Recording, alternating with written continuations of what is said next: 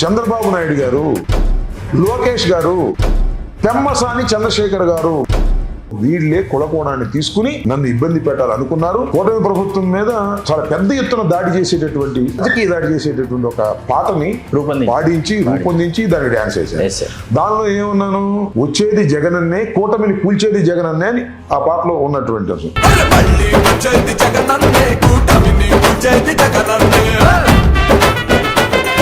చెబుతున్నాడు ఈ రాంబాబు, వింటున్నావా చంద్రబాబు అని పాడే పాట.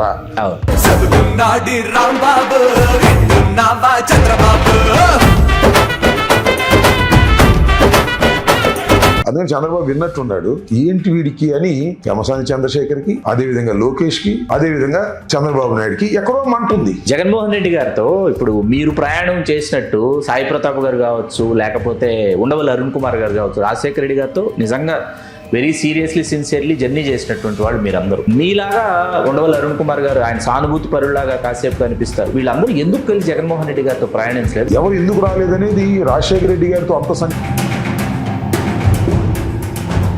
కాంగ్రెస్ పార్టీలో పుట్టాం కదా, కాంగ్రెస్ పార్టీలో పెరిగాం కదా, కాంగ్రెస్ పార్టీకి వ్యతిరేకంగా ఎందుకు ఉండాలి, ఇందిరాగాంధీ దగ్గర నుంచి ఉన్నాము అనేటువంటి భావన ఏమైనా ఉంటే ఉండవచ్చు. అరే, ఈ రాష్ట్రంలో రెడ్లు ముఖ్యమంత్రులు చేశారు, కమ్మవారు ముఖ్యమంత్రులు చేశారు, వాళ్ళకన్నా మనం చాలా నంబర్ బాగా ఉన్నాము, మనం ఎందుకు ముఖ్యమంత్రులు కాకూడదు అని సహజంగా వచ్చేటటువంటి కోరిక ప్రతి కాపు కులస్తుడికి వస్తుంది. అందువల్ల చిరంజీవి 18 సీట్లు ఇచ్చారు, గుర్తుపెట్టుకోండి. ఉమ్మడి రాష్ట్రంలో అంత బ్రహ్మాండమైన వేవు రాజశేఖర రెడ్డి గారికి ఉన్న 18 సీట్లు కూడా చిన్న విషయం కాదు. ఆ సమయంలో మన పవన్ కళ్యాణ్ గారు సింగిల్గా పోటీ చేస్తే ఒక సీటు కూడా రాలా, ఆయన కూడా గెలవాలా.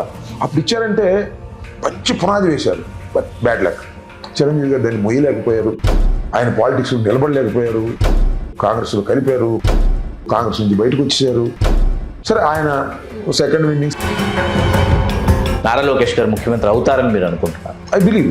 నారా లోకేష్ అని నేను దైవ సాక్షిగా ప్రమాణం చేస్తున్నాను. ఎందుకంటే నారా లోకేష్ ముఖ్యమంత్రిగా ముఖ్యమంత్రి కావటమే వారి కుటుంబం యొక్క జయం. చేసిన తరువాత మనం గమనించాల్సింది పవన్ కళ్యాణ్ గారి ప్రవర్తన ఎలా ఉంది అనేది చూడాలి. అప్పుడే ఆయన రంగు అసలు రంగు బయటకు వెళ్ళిపోద్ది. తిరిగి వైకాపా అధికారంలోకి వస్తే ఈవేళ అంబటి రాంబాబు గారికి జరిగినటువంటి ఈ సంఘటనలు ఏవైతే వరుస సంఘటనలు ఉన్నాయో వీటికి సంబంధించి సమాధానం చెప్పాలని అనుకుంటున్నారా? మానసికంగా సిద్ధం అవుతున్నారా? నేను అసలు వైసీపీ అధికారం వచ్చే లోపే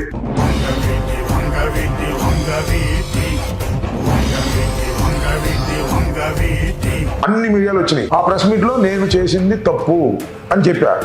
చెప్పిన గంట కదా, అరగంటకి దాడి జరుగుతుంది. వీళ్ళందరూ అక్కడే ఉన్నారు, ఎలా ఇంకా బ్యాగులు తీసుకుని వాళ్ళందరూ లైవ్ చూపిస్తున్నారు. నన్ను తీసుకెళ్లారు జైల్లో పెట్టారు కదా. రాత్రి 2:30కి నన్ను బయటికి తీసుకొచ్చి నా కాళ్ళు చీల్చి,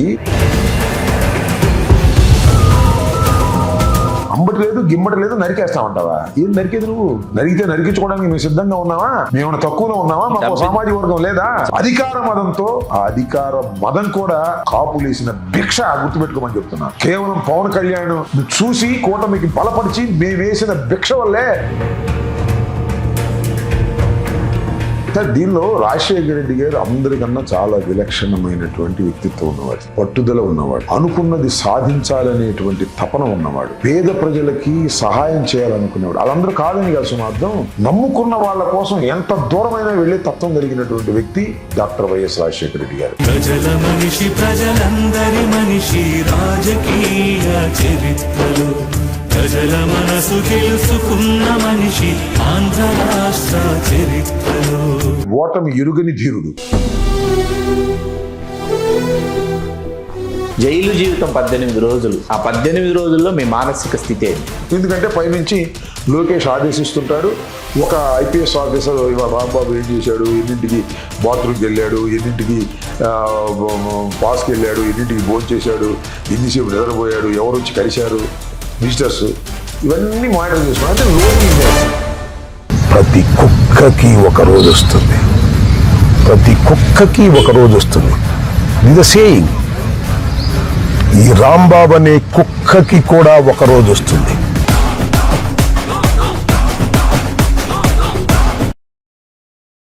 తెలుగు రాజ్యం ప్రేక్షకులకు హృదయపూర్వక స్వాగతం. నేను మీ చిల్లగట్టు శ్రీకాంత్ కుమార్. ఈవేళ మన స్టూడియోలో ఆంధ్రప్రదేశ్ రాష్ట్ర మాజీ మంత్రివర్యులు వైకాపా అగ్రనేత గౌరవనీయులు శ్రీ అంబటి రాంబాబు గారు ఉన్నారు. నమస్కారం అంబటి రాంబాబు గారు. నమస్కారం. చాలా సంతోషంగా ఉంది, కోరిన వెంటనే స్టూడియోకి ఇచ్చేశారు. ఒక్కసారిగా వైకాపా ఇమేజ్ మీరు జైలుకు వెళ్ళడం వల్ల 10 రెట్లు పెరిగిందని బయట రాజకీయ విశ్లేషకులు భావిస్తున్నటువంటి వాదనతో మీరు ఏకీభవిస్తారా? అంటే అదొక పాజిటివ్గా రాజకీయ విశ్లేషకులు చెప్పిన తర్వాత యాక్సెప్ట్ చేస్తానా చేయనా అని కాదు, కానీ సంతోషం. నా అరెస్టు వల్ల వైసీపీ యొక్క క్రేజ్ రేంజ్ పెరగడానికి గల కారణం ఏమిటి అనేది ఆలోచించుకోవాలి. ముఖ్యంగా కూటమి ప్రభుత్వం ఆలోచించుకోవాలి. ఎందుకని పెరిగి ఉంటుంది, ఒకవేళ పెరిగితే అనేది మనం మాట్లాడుకోవాలంటే అంబటి రాంబాబును అనవసరంగా అరెస్ట్ చేశారు. అంబటి రాంబాబు ఇంటి మీద అన్నెసరిగా దాడి చేశారు. అంబటి రాంబాబు ఇంటి మీద దాడి చేసిన వారి మీద కనీసమైన కేసులు కూడా పెట్టి లోపల పెట్టలేదు.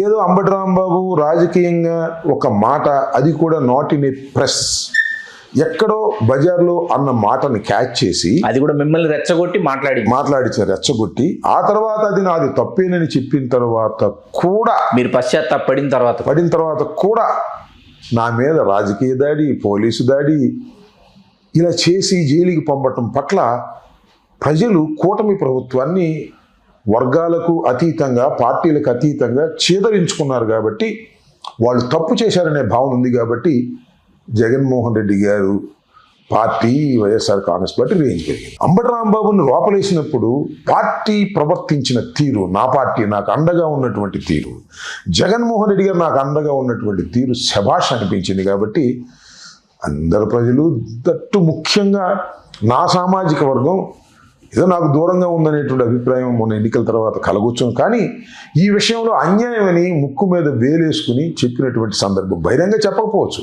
నాకు తెలుసు, నా హృదయానికి తెలుసు. ఆ విధంగా ఒక విధంగా వాళ్ళు తప్పు చేసి వైఎస్ఆర్ కాంగ్రెస్ పార్టీకి కాస్త క్రేజ్ పెంచారు. వాళ్ళు ఒక మెట్టు డౌన్ అయ్యారనేది ఖచ్చితంగా అర్థమవుతున్నటువంటి అంశం. దీన్ని సామాజిక కోణంలోకి ఎందుకు మరల్చారు, ఎవరు మలిచారు, ఎప్పుడు దీన్ని కాపు టైగర్ అనేది తీసుకొచ్చారు? రాజకీయ కోణంలో మొదలైనటువంటి ఇది సామాజిక కోణాన్ని సంతరించుకుంది పూర్తి స్థాయిలో. అప్పటిదాకా వైసీపీ అగ్రనేతగా ఉన్నటువంటి అంబటి రాంబాబు గారిని కాపు టైగర్గా సాక్షాత్తు జగన్మోహన్ రెడ్డి గారు కూడా అభివర్ణించడాన్ని, అంటే దీనిని మనం ఎట్లా చూడాల్సి వస్తుందంటే రాంబాబు గారు, ఈవేళ వైకాపాలో కాపులు ఉన్నారు, తెలుగుదేశంలో కాపులు ఉన్నారు, జనసేనలో కాపులు ఉన్నారు, భాజపాలో ఉన్నారు, కాంగ్రెస్లో ఉన్నారు. అయితే కొంతమంది జనసేనలో ఉన్నటువంటి వాళ్ళు మాత్రమే సామాజిక వర్గం, మిగతా రాజకీయ పార్టీలో ఉన్నటువంటి వాళ్ళు సామాజిక వర్గమే కాదు అనేటటువంటి ఒక వర్గం బయలుదేరింది ఆంధ్రప్రదేశ్లో. వీళ్ళందరూ కూడా ఏంటంటే వీళ్ళల్లో కూడా ఒక తెలియనటువంటి ఒక మార్పు బయలుదేరింది. అంటే మా సామాజిక వర్గానికి చెందిన రాంబాబు గారి మీద జరిగినటువంటి ఈ దాడి అనేటటువంటిది తెర మీదకి వచ్చింది. ఇది సామాజిక కోణాన్ని సంతరించుకుంది. ఈ సామాజిక కోణాన్ని సంతరించుకోవడం వైకాపాకి లబ్ధి చేకూరుస్తుందని మీరు అనుకుంటున్నారు? శ్రీకాంత్ గారు, దీనిలో మొదటి పాయింట్ ఏంటంటే, ఇది సామాజిక వర్గపు కోణాన్ని సంతరించుకోవడానికి కారణం ఏంటి? వైఎస్ఆర్ కాంగ్రెస్ పార్టీ లేదా అంబటి రాంబాబు దీన్ని కులపరంగా చేసుకుని క్యాష్ చేసుకోవడానికి ప్రయత్నం చేస్తున్నారా అనేది ఒక ప్రశ్న. ఇది ఎక్కడి నుంచి ప్రారంభమైంది? అంబటి రాంబాబు గారు కాపుల్లో పుల్లాంటి వాడు అని జగన్మోహన్ రెడ్డి గారు అన్న దగ్గర నుంచి ప్రారంభమైందా? కాదు. నేను మనస్ఫూర్తిగా చెబుతున్నా, ఎక్కడ ప్రారంభమైందంటే, నన్ను 31వ తారీఖున నా మీద దాడి చేసినప్పుడు ప్రారంభమైంది. దాడి చేసిన తర్వాత 1వ తారీఖు నన్ను కోర్టులో ప్రొడ్యూస్ చేశారు. ఆ రిమాండ్ రిపోర్ట్లో ఏం రాశారో శ్రీకాంత్ గారు తెలుసా? సార్, చాలాసార్లు చెప్పాను, మళ్ళా రిపీట్ చేస్తున్నాను. మీ ద్వారా, తెలుగు రాజ్యం ద్వారా ప్రేక్షకులకు నేను ఆ విషయాన్ని చెప్తున్నాను, స్పష్టం చేయదలుచుకున్నారు. అది ఏంటి అంటే, ఆ రిమాండ్ రిపోర్ట్లో ఏం రాశారంటే అంబటి రాంబాబు బూతులు తిట్టాడు అని. మీరు తిట్టారు? ఓకే. ఏం బూతులు తిట్టారని చెప్పారు తెలుసా? కమ్మ నా కొడకల్లారా, ఇక్కడైనా కమ్మనా కొడుకులు ఉంటే వాళ్ళని చంపేస్తా. ఒరే కమ్మనా కొడక చంద్రబాబు రారా, సేమ్ వర్డ్స్ వాళ్ళ రిపోర్ట్లో పొందుపరిచి కోర్టులో సబ్మిట్ చేశారు. ఎవరు కులకోణాన్ని తీసుకొచ్చారు? ఇక్కడ నా ప్రధానమైన ప్రశ్న, నేను కులకోణాన్ని తీసుకొచ్చానా? జగన్మోహన్ రెడ్డి గారు కులకోణాన్ని తీసుకొచ్చాడా? లేకపోతే వైఎస్ఆర్ కాంగ్రెస్ పార్టీ రాజకీయ లబ్ధి కోసం కులకోణాన్ని తీసుకొచ్చిందా అంటే లేదు. అంబటి రాంబాబు కులం పేరు పెట్టి తిట్టకపోయినా చంద్రబాబుని కులం పేరు పెట్టి తిట్టారని, కమ్మ సామాజిక వర్గాన్ని మాత్రంగా తిట్టారని కమ్మ సామాజిక వర్గాన్ని రెచ్చగొట్టి ప్రచారం చేసి నా ఇంటి మీద దాడి చేయించారు. నా ఇంటి మీద దాడి చేసిన సందర్భంలో మెయిన్ పాత్ర వహించిందంతా ఆ సామాజిక వర్గమే. ఎందుకు రాదు ఇంకా కోణం? మీరు దానికి పురిగొల్పారు. అందువల్లనే సామాజిక కోణం సంతరించుకుంది. అరే, మా అంబటి రాంబాబుని మా సామాజిక వర్గానికి సంబంధించిన వ్యక్తిని గుంటూరులో కాదు రాష్ట్రంలో ఎక్కడా లేదు, ఇంటి మీద పడి దౌర్జన్యం చేసి నా భార్య పిల్లల్ని కులం పేరు పెట్టి తిట్టారు. తిట్టిన తర్వాత నా సామాజిక వర్గానికి గుండె రగలదా? నా సామాజిక వర్గం ఏమన్నా చిన్నదా? అరే, మా అంబటి రాంబాబుని ఎందుకురా ఇలా చేస్తున్నారు, ఏం తప్పు చేశాడని ఒకరు తిట్టాడు అనుకుందాం, మనకు క్షమాపణ చెప్పాడే. అసలు ఈ రాష్ట్రంలో రాజకీయంగా ఎవరైనా ఏదైనా బూతులు తిడితే క్షమాపణ చెప్పిన సందర్భాలు ఉన్నాయా? ఎప్పుడూ లేవు. మా రాంబాబు చెప్పాడే. అలా చెప్పిన రాంబాబు మీద కూడా కులకోణంతో మీరు దాడి చేసిన తర్వాత ఎస్, నా కులం స్పందిస్తుంది, నా కులం గుండె రగులుతుంది, సమయం కోసం వెయిట్ చేస్తుంది. ఏం కంగారు పడాల్సిన అవసరం లేదు. ఇది నేను చెప్తున్నాను శ్రీకాంత్ గారు, నేనేదో కులకోణం తీసుకుని లబ్ధి పొందాలని కానే కాదు. కులకోణం తీసుకున్నది ప్రభుత్వం, కూటమి ప్రభుత్వం, చంద్రబాబు నాయుడు గారు, లోకేష్ గారు, పెమ్మసాని చంద్రశేఖర్ గారు, వీళ్ళే కులకోణాన్ని తీసుకుని నన్ను ఇబ్బంది పెట్టాలనుకున్నారు. అదే రివర్స్ అయ్యి వాళ్ళకి రివర్స్ అటాక్గా తయారవుతుంది వాళ్ళ రాష్ట్రంలో అనేది నేను చాలా స్పష్టమైన అవగాహనతో ఉన్నాను. దానిలో ఏ విధమైన సందేహం లేదు. మీరు అడిగిన ప్రశ్న ఏంటి? కులకోణాన్ని ఎవరు తీసుకున్నారు? ఖచ్చితంగా తెలుగుదేశం కూటమి ప్రభుత్వం తీసుకుని నా మీద రుద్దితే అది తిరగబడిందని నేను చెప్పదలుచుకున్నాను. అసలు పెమ్మసాని చంద్రశేఖర్ గారికి ఒక్కసారిగా ఇప్పుడు అంబటి రాంబాబు గారి మీద ఇంత కక్ష సాధింపు చేయాల్సినటువంటి అవసరం ఏమొచ్చింది? I don't know. ఎందుకు వచ్చింది? నాకు తెలిసి ఒకటే, నాకు తెలిసి ఏంటంటే అక్కడ శంకర్విలాస్ బ్రిడ్జ్ అని ఒకటి ఉంది. అవును, ఆ శంకర్విలాస్ బ్రిడ్జ్ అనేది అందరికీ తెలుసు, గుంటూరులో చాలా ప్రముఖమైంది. ఆ బ్రిడ్జి పడగొట్టేశాడు ఆయన. పర్మిషన్ ఏమి లేకుండా పడగొట్టాడు. ముందు రైల్వే వాళ్ళ పర్మిషన్ నుంచి అది పడగొట్టక ముందు పడగొట్టాడు. దాని మీద చాలా పెద్ద ఎత్తున విమర్శ చేశాను నేను. ఆయన చాలా తప్పు చేస్తున్నాడు, ఆయన అన్యాయంగా చేస్తున్నాడు, అవగాహన లేకుండా చేస్తున్నాడు, ఈగోయింతో చేస్తున్నాడు, బాగా డబ్బుందనే మదంతో చేస్తున్నాడు, 10 మందిని సంప్రదించకుండా చేస్తున్నాడు, కాబట్టి ఇది తప్పు అని పలుమార్లు విమర్శించాను. బహుశా అది ఒకటి కోపం అయి ఉండొచ్చు. రెండో అంశం, లోకేష్కి లేకపోతే మరొకరికి చంద్రబాబుకి కోపం ఇంకోటి కావచ్చు. అదేంటంటే నేను ప్రతి సంక్రాంతికి నేను కాస్త ముగ్గులు పోటీలు పెట్టడం, కొద్దిగా పాట పెట్టడం, దానికి డ్యాన్స్ చేయడం అనేది నాకు వస్తున్న ఆచారంగా నేను భావిస్తున్నా. మొన్న కూడా గుంటూరులో ముగ్గులు పోటీలు పెట్టి నేను ఒక ప్రభుత్వాన్ని ప్రశ్నిస్తూ నిలదీస్తూ కూటమి ప్రభుత్వం మీద చాలా పెద్ద ఎత్తున దాడి చేసేటటువంటి, అంటే రాజకీయ దాడి చేసేటటువంటి ఒక పాటని రూపొందించి దానికి డ్యాన్స్ వేశాను. దానిలో ఏమన్నాను? వచ్చేది జగనన్నే, కూటమిని కూల్చేది జగనన్నే అని ఆ పాటలో ఉన్నటువంటి చెబుతున్నాడు ఈ రాంబాబు, వింటున్నావా చంద్రబాబు అని పాట. అందుకని చంద్రబాబు విన్నట్టున్నాడు. ఏంటి వీడికి అని పెమ్మసాని చంద్రశేఖర్కి, అదేవిధంగా లోకేష్కి, అదేవిధంగా చంద్రబాబు నాయుడుకి ఎక్కడో మంటుంది. ఇది రెండవ కారణం. మూడో కారణం ఏంటంటే, నేను భువనేశ్వర్ గారిని ఎప్పుడు ఏమి అనలా. శాసనసభలో నేను అన్నానని చెప్పేసి నా మీద ఆరోపణ చేసి చంద్రబాబు నాయుడు గారు చేర్చేశాడు. ఆ తర్వాత దాన్ని మర్చిపోయారు. ఇది ఎక్కడో ఉంది ఆ సామాజిక వర్గంలో. బహుశా ఈ 3 కారణాలు కలిసికట్టుగా నేను దొరికాను, కొట్టేద్దాం అనుకుని వాళ్ళు నా మీద దాడి చేశారని నేను భావిస్తున్నాను. ఇది ఎంతవరకు వాస్తవమో కాదో మీలాంటి విశ్లేషకులు, చూస్తున్న ప్రజలు అర్థం చేసుకోవాలి. ఖచ్చితంగా ఇదే కారణం ఉంటుంది. అంబటి రాంబాబు దొరికాడురా, చంద్రబాబు నాయుడు గారిని తిట్టాడురా, ఈ కొట్టేండ్రా అని అడ్డగోలుగా గుంటూరు సెంటర్లో ఉన్నటువంటి నా ఇంటి దగ్గర 7.5 గంటల పాటు వీరవిహారం, స్వైర విహారం చేశారు, కరతాళ నృత్యం చేశారు. దాన్ని ప్రజలు చూశారు, ప్రజలు గుండె మండింది, నా సామాజిక వర్గ గుండె కూడా మండింది. దానికి ప్రతిఫలం ఇవాళ ఏమి కొలబద్దలు లేవు కదా, వస్తాయి. దానికి సమయం ఇచ్చినప్పుడు అన్నిటికీ వస్తాయి. నేను ఇక్కడ ఇంకోటి శ్రీకాంత్ గారు చెప్తున్నా, ఇది రాష్ట్ర ప్రజానీకం గుర్తుపెట్టుకోవాలి, ముఖ్యంగా కూటమి ప్రభుత్వం గుర్తుపెట్టుకోవాలి, కూటమి ప్రభుత్వంలో జనసేన వారు కూడా గుర్తుపెట్టుకోవాలి. మరి ముఖ్యంగా నేను ఒక రీజనబుల్ ప్రశ్న అడుగుతున్నా. నేను తిట్టాను, క్షమాపణ చెప్పాను, దాని మీద కేసు పెట్టారు, ఇలాంటి కులదాడి అని చెప్పేసి రాశారు, జైలుకి పంపారు, 18 రోజుల పాటు జైల్లో ఉన్నాను. నా మీద ఇంత దాడి చేసిన వారిని, నా కార్లు పగలగొట్టిన వాడిని, నా ఫర్నిచర్ ధ్వంసం చేసిన వాడిని, నా భార్య పిల్లల్ని తిట్టిన వాడిని 18 నిమిషాలైనా పోలీస్ స్టేషన్లో కూర్చోబెట్టగలిగారా? ఏంటిది కులతత్వం కాకపోతే ఏంటిది? నేను అడుగుతున్నా, ఇది కులతత్వం కాకపోతే ఏంటిది? వాళ్ళని మీరు గుర్తుపట్టగలిగినా వాళ్ళు ఎవరో మీకు పేర్లతో సహా ఇచ్చాను, పేర్లతో సహా మీరు వీడియోలు ఉన్నాయి, సాక్ష్యాధారాలు సోషల్ మీడియాలో వీడియోలు ఉన్నాయి, క్లిప్పింగ్స్ ఉన్నాయి, ఫోటోలు ఉన్నాయి. కేసు పెట్టలేదు, వాళ్ళని అరెస్ట్ చేయలేదు. ఎందుకంటే ఆ సిఐ గంగా వెంకటేశ్వర్లు గారు అదే సామాజిక వర్గానికి చెందినవాడు. ఇంతేనా? ఇది ధర్మమేనా? మీరు చేస్తున్నారా కులాన్ని రెచ్చగొట్టున్నారా? నేను చేస్తున్నానా? నేను షీల్డ్ చేసుకుంటున్నా. నా కులం వాళ్ళు వచ్చి నన్ను షీల్డ్ చేస్తున్నారు. ఏంట్రా అన్యాయం అని. ఒక్కటి సార్, ఇప్పుడు న్యాయం జరగకపోతే ఎవరు రియాక్ట్ అవుతారు? నా కుటుంబ సభ్యులు రియాక్ట్ అవుతారు.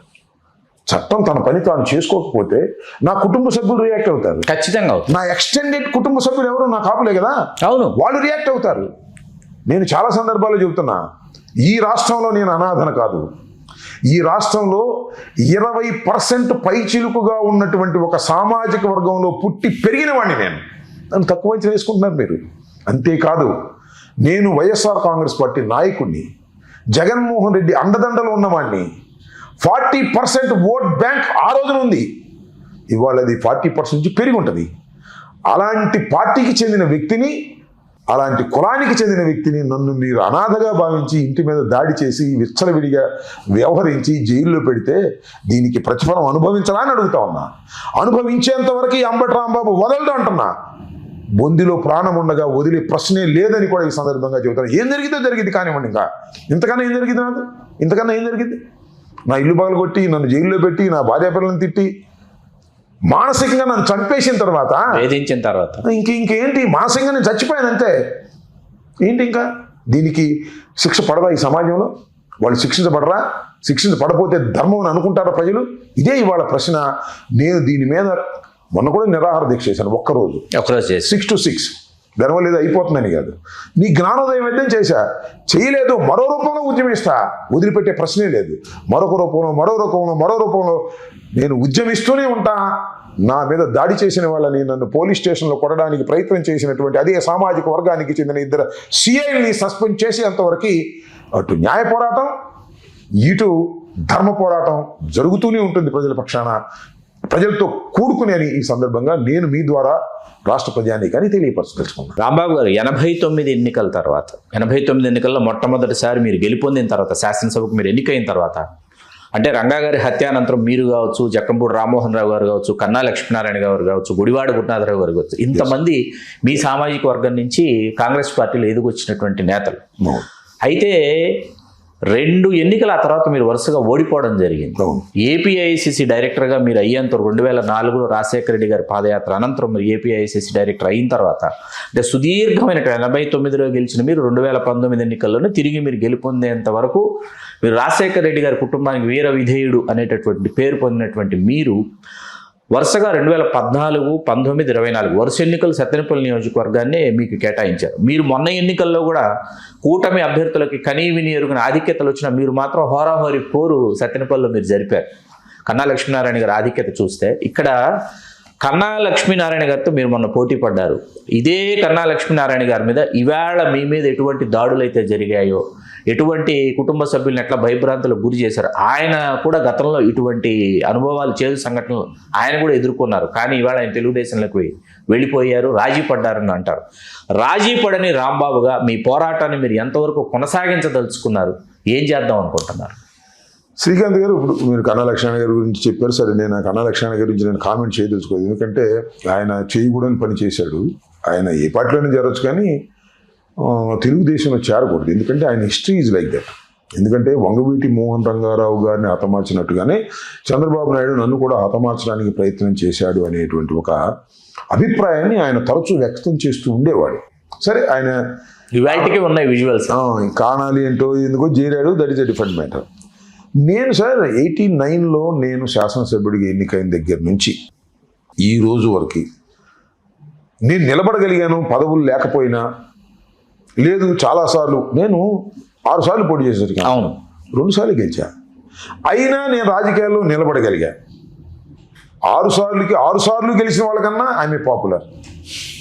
సోషల్ మీడియా వల్ల కానివ్వండి, మీడియా వల్ల కానివ్వండి, వాగ్ఘాటి వల్ల కానివ్వండి, కాంట్రవర్షియల్ వల్ల నుంచి కానీ కింద పడటం మళ్ళీ లేగవటం ఇవన్నీ కారణం ఒక్కటే, అది నా లాయల్టీ.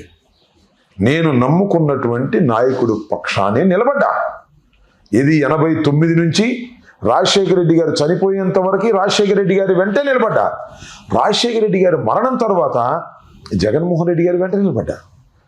జగన్మోహన్ రెడ్డి గారు అధికారంలోకి రాకోకుండా 67 సీట్లకి పరిమితమైనప్పుడు ఆయన వెంటే ఉన్నా, అధికారం వచ్చి 151 సీట్లు ఉన్నప్పుడు ఆయన వెంటే ఉన్నా, కేవలం 11 సీట్లు వచ్చిన మొదటి రోజు నుంచి నా కంఠాన్ని వినిపించే ప్రయత్నమే చేస్తున్నా. దిస్ ఈజ్ మై పోరాటం. దీనిలో అనేక సార్లు కింద పడ్డా, అనేక సార్లు పడగొట్టేశారు, మళ్ళా సాహసంగా లేచి నిలబడ్డా. నిలబడి నా ప్రయాణాన్ని కొనసాగిస్తా, ముక్కు సూటిగా పెడతా. మళ్ళా నన్ను పడగొట్టడానికి ప్రయత్నం చేస్తారు, కుట్రలు కుతంత్రాలు జరుగుతూనే ఉంటాయి. మా పెమ్మసాని, లేకపోతే ఆంధ్రజ్యోతి, ఈనాడు, మరి TV5, లోకేష్ కుట్రలు చేస్తూ ఉంటారు, మళ్ళీ పడగొట్టడానికి ప్రయత్నం చేస్తారు. ఎక్కడో మళ్ళా పడతా, మళ్ళా లెగుస్తా. ఎందుకంటే నా లాయల్టీ, నా సిన్సియారిటీ రాజకీయంగా నాకు చాలా బలాన్ని ఇచ్చే అంశం. నాకు మంత్రి పదవో లేకపోతే 2 సార్లు ఎమ్మెల్యేనో 4 సార్లు ఓడిపోవటం ఇవి కాదు.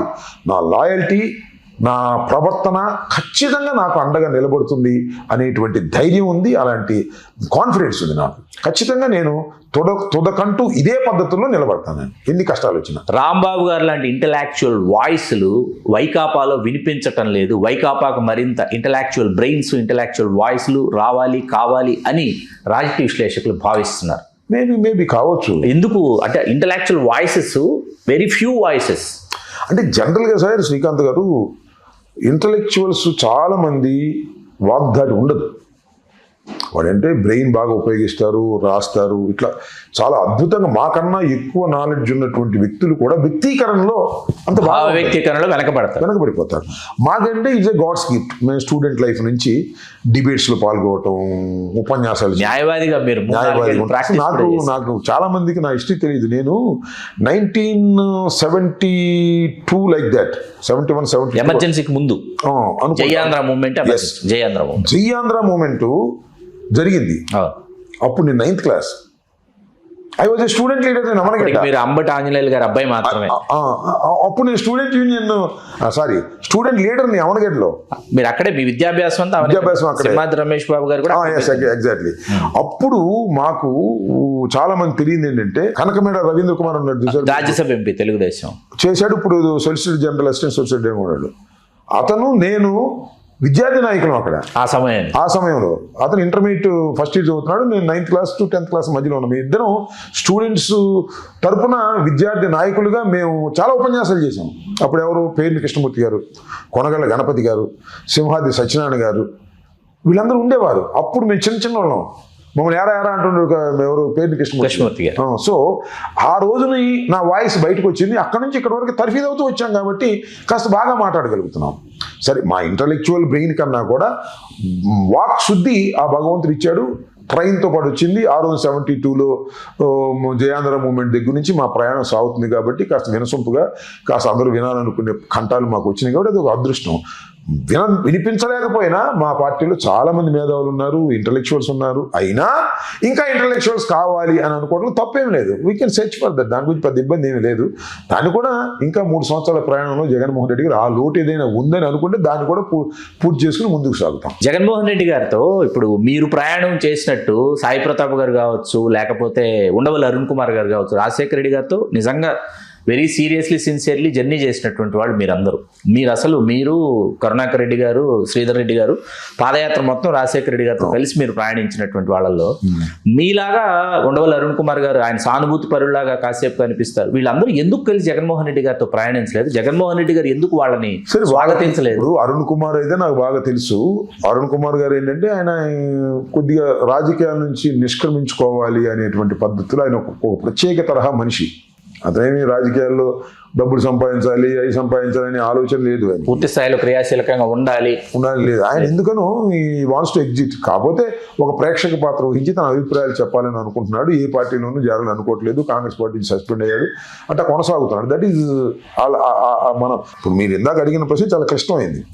ఎవరు ఎందుకు రాలేదనేది రాజశేఖర రెడ్డి గారితో అంత సన్నిహితంగా ఉన్న వాళ్ళు కూడా ఎందుకు జగన్మోహన్ రెడ్డి వెంట రాలేకపోయారు అనేది డిఫరెంట్ వాళ్ళ వ్యక్తిగతమైన అభిప్రాయాలు, జగన్మోహన్ రెడ్డి గారి మీద ఉన్న అభిప్రాయాలు, లేదా రాజకీయాల నుంచి దూరంగా ఉండాలనుకునే అభిప్రాయాలు, లేదా కాంగ్రెస్ పార్టీలో పుట్టాం కదా, కాంగ్రెస్ పార్టీలో పెరిగాం కదా, కాంగ్రెస్ పార్టీకి వ్యతిరేకంగా ఎందుకు ఉండాలి, ఇందిరాగాంధీ దగ్గర నుంచి ఉన్నాము అనేటువంటి భావన ఏమైనా ఉంటే ఉండవచ్చు. అది వ్యక్తిగతంగా మనం చెప్పలేము.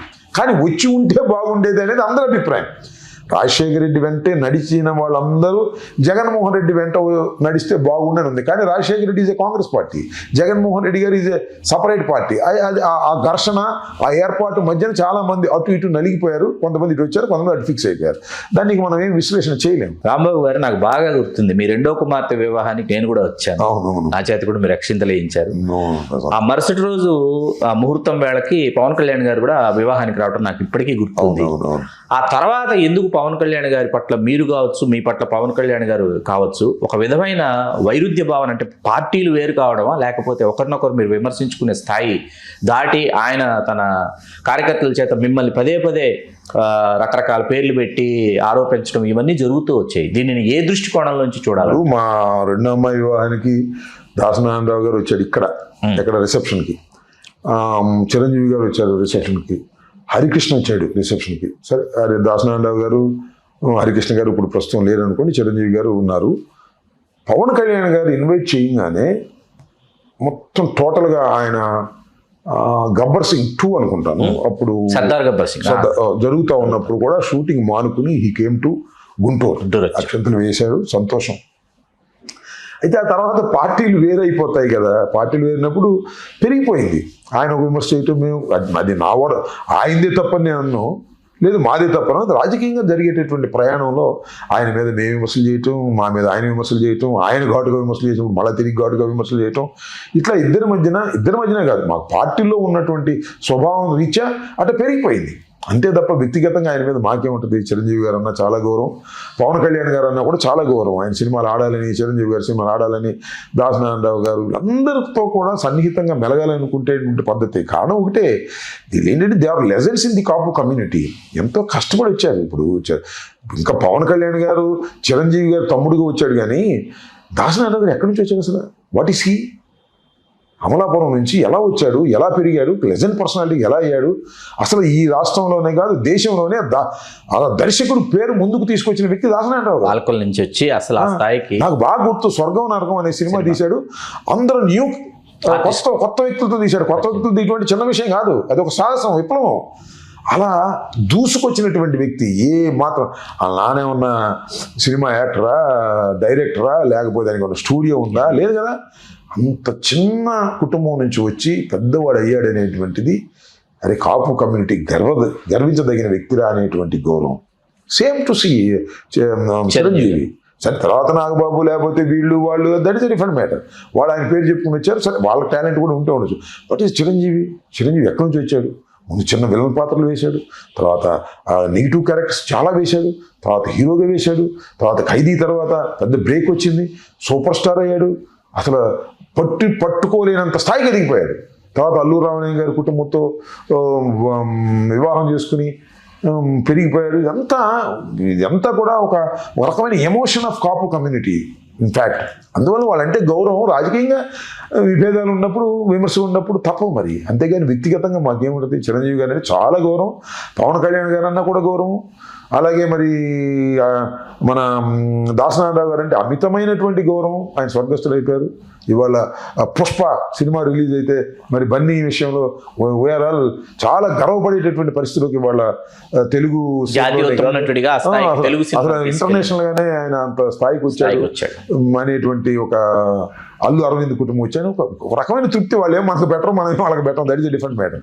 ఒక ఎమోషన్ అంతే తప్ప మనకి వేరే ఇదే ఉంటుంది. రాజకీయంగా విభేదాలు ఎన్నున్నా కానీ ఈ రకమైన వ్యక్తిగతమైనటువంటి ద్వేషాలు ఉండకూడదు కూడా.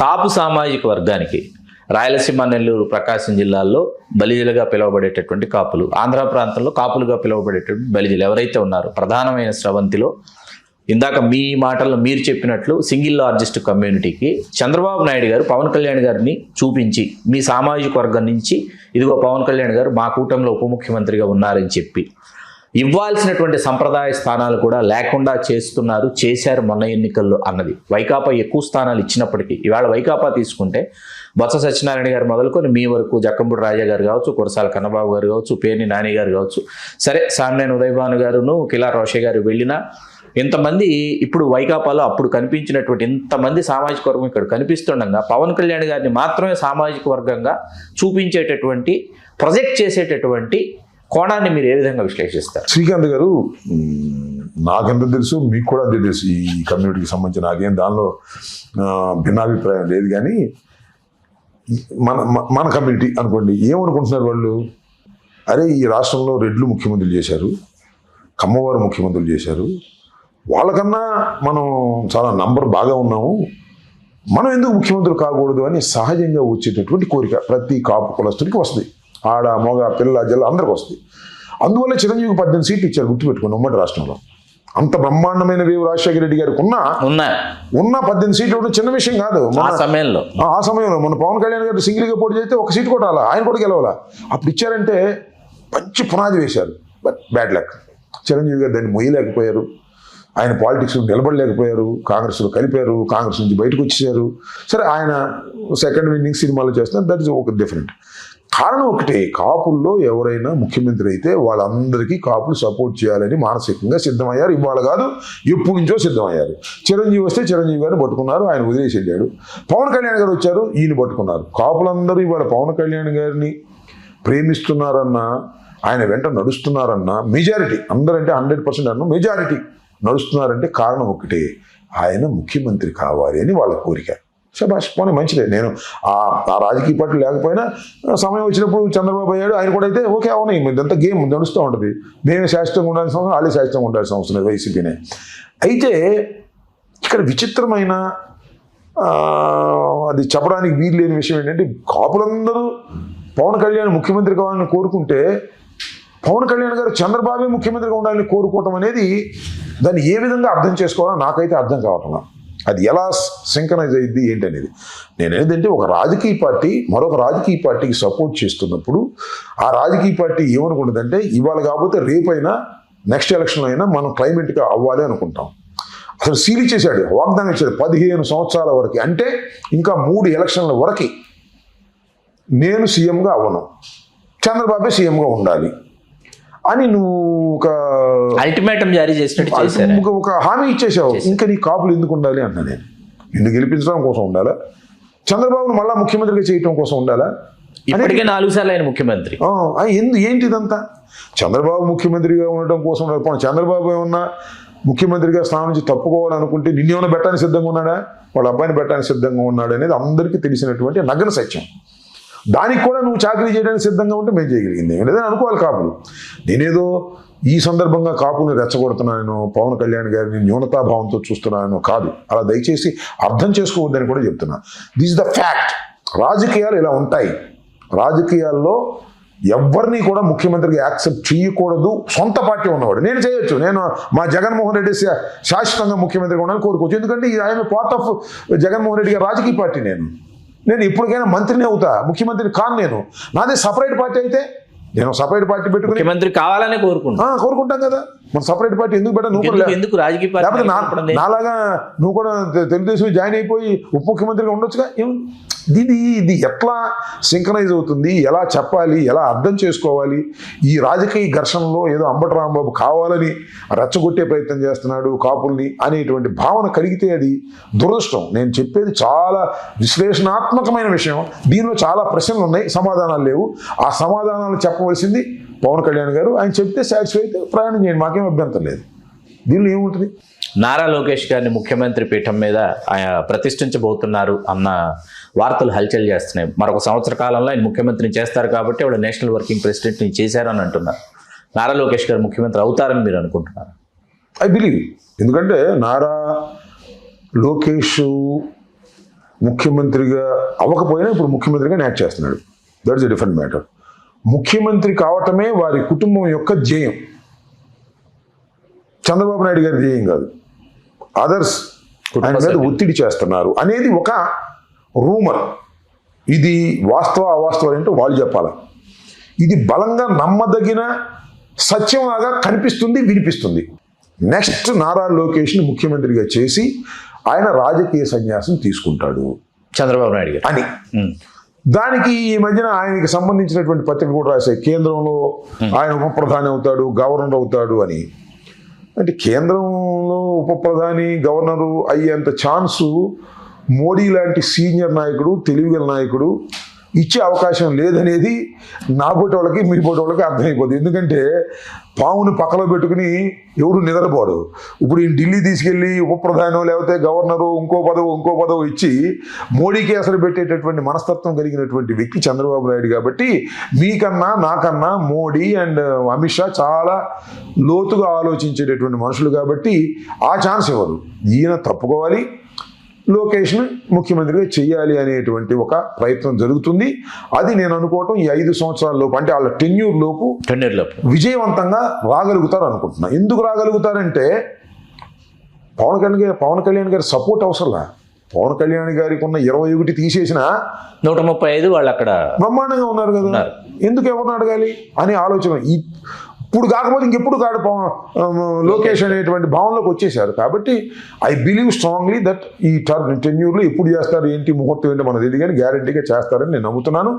చేసిన తరువాత మనం గమనించాల్సింది పవన్ కళ్యాణ్ గారి ప్రవర్తన ఎలా ఉంటుంది. You will accept or accept చేయరా అనేది చూడాలి. అప్పుడే ఆయన రంగు అసలు రంగు బయటపడిపోద్ది, నాకు అర్థమవుతుంది. అది తిరిగి వైకాపా అధికారంలోకి వస్తే ఈవేళ అంబటి రాంబాబు గారికి జరిగినటువంటి ఈ సంఘటనలు ఏవైతే వరుస సంఘటనలు ఉన్నాయో వీటికి సంబంధించి సమాధానం చెప్పాలని అనుకుంటున్నారా, మానసికంగా సిద్ధం అవుతున్నారా? నేను అసలు వైసీపీ అధికారం వచ్చే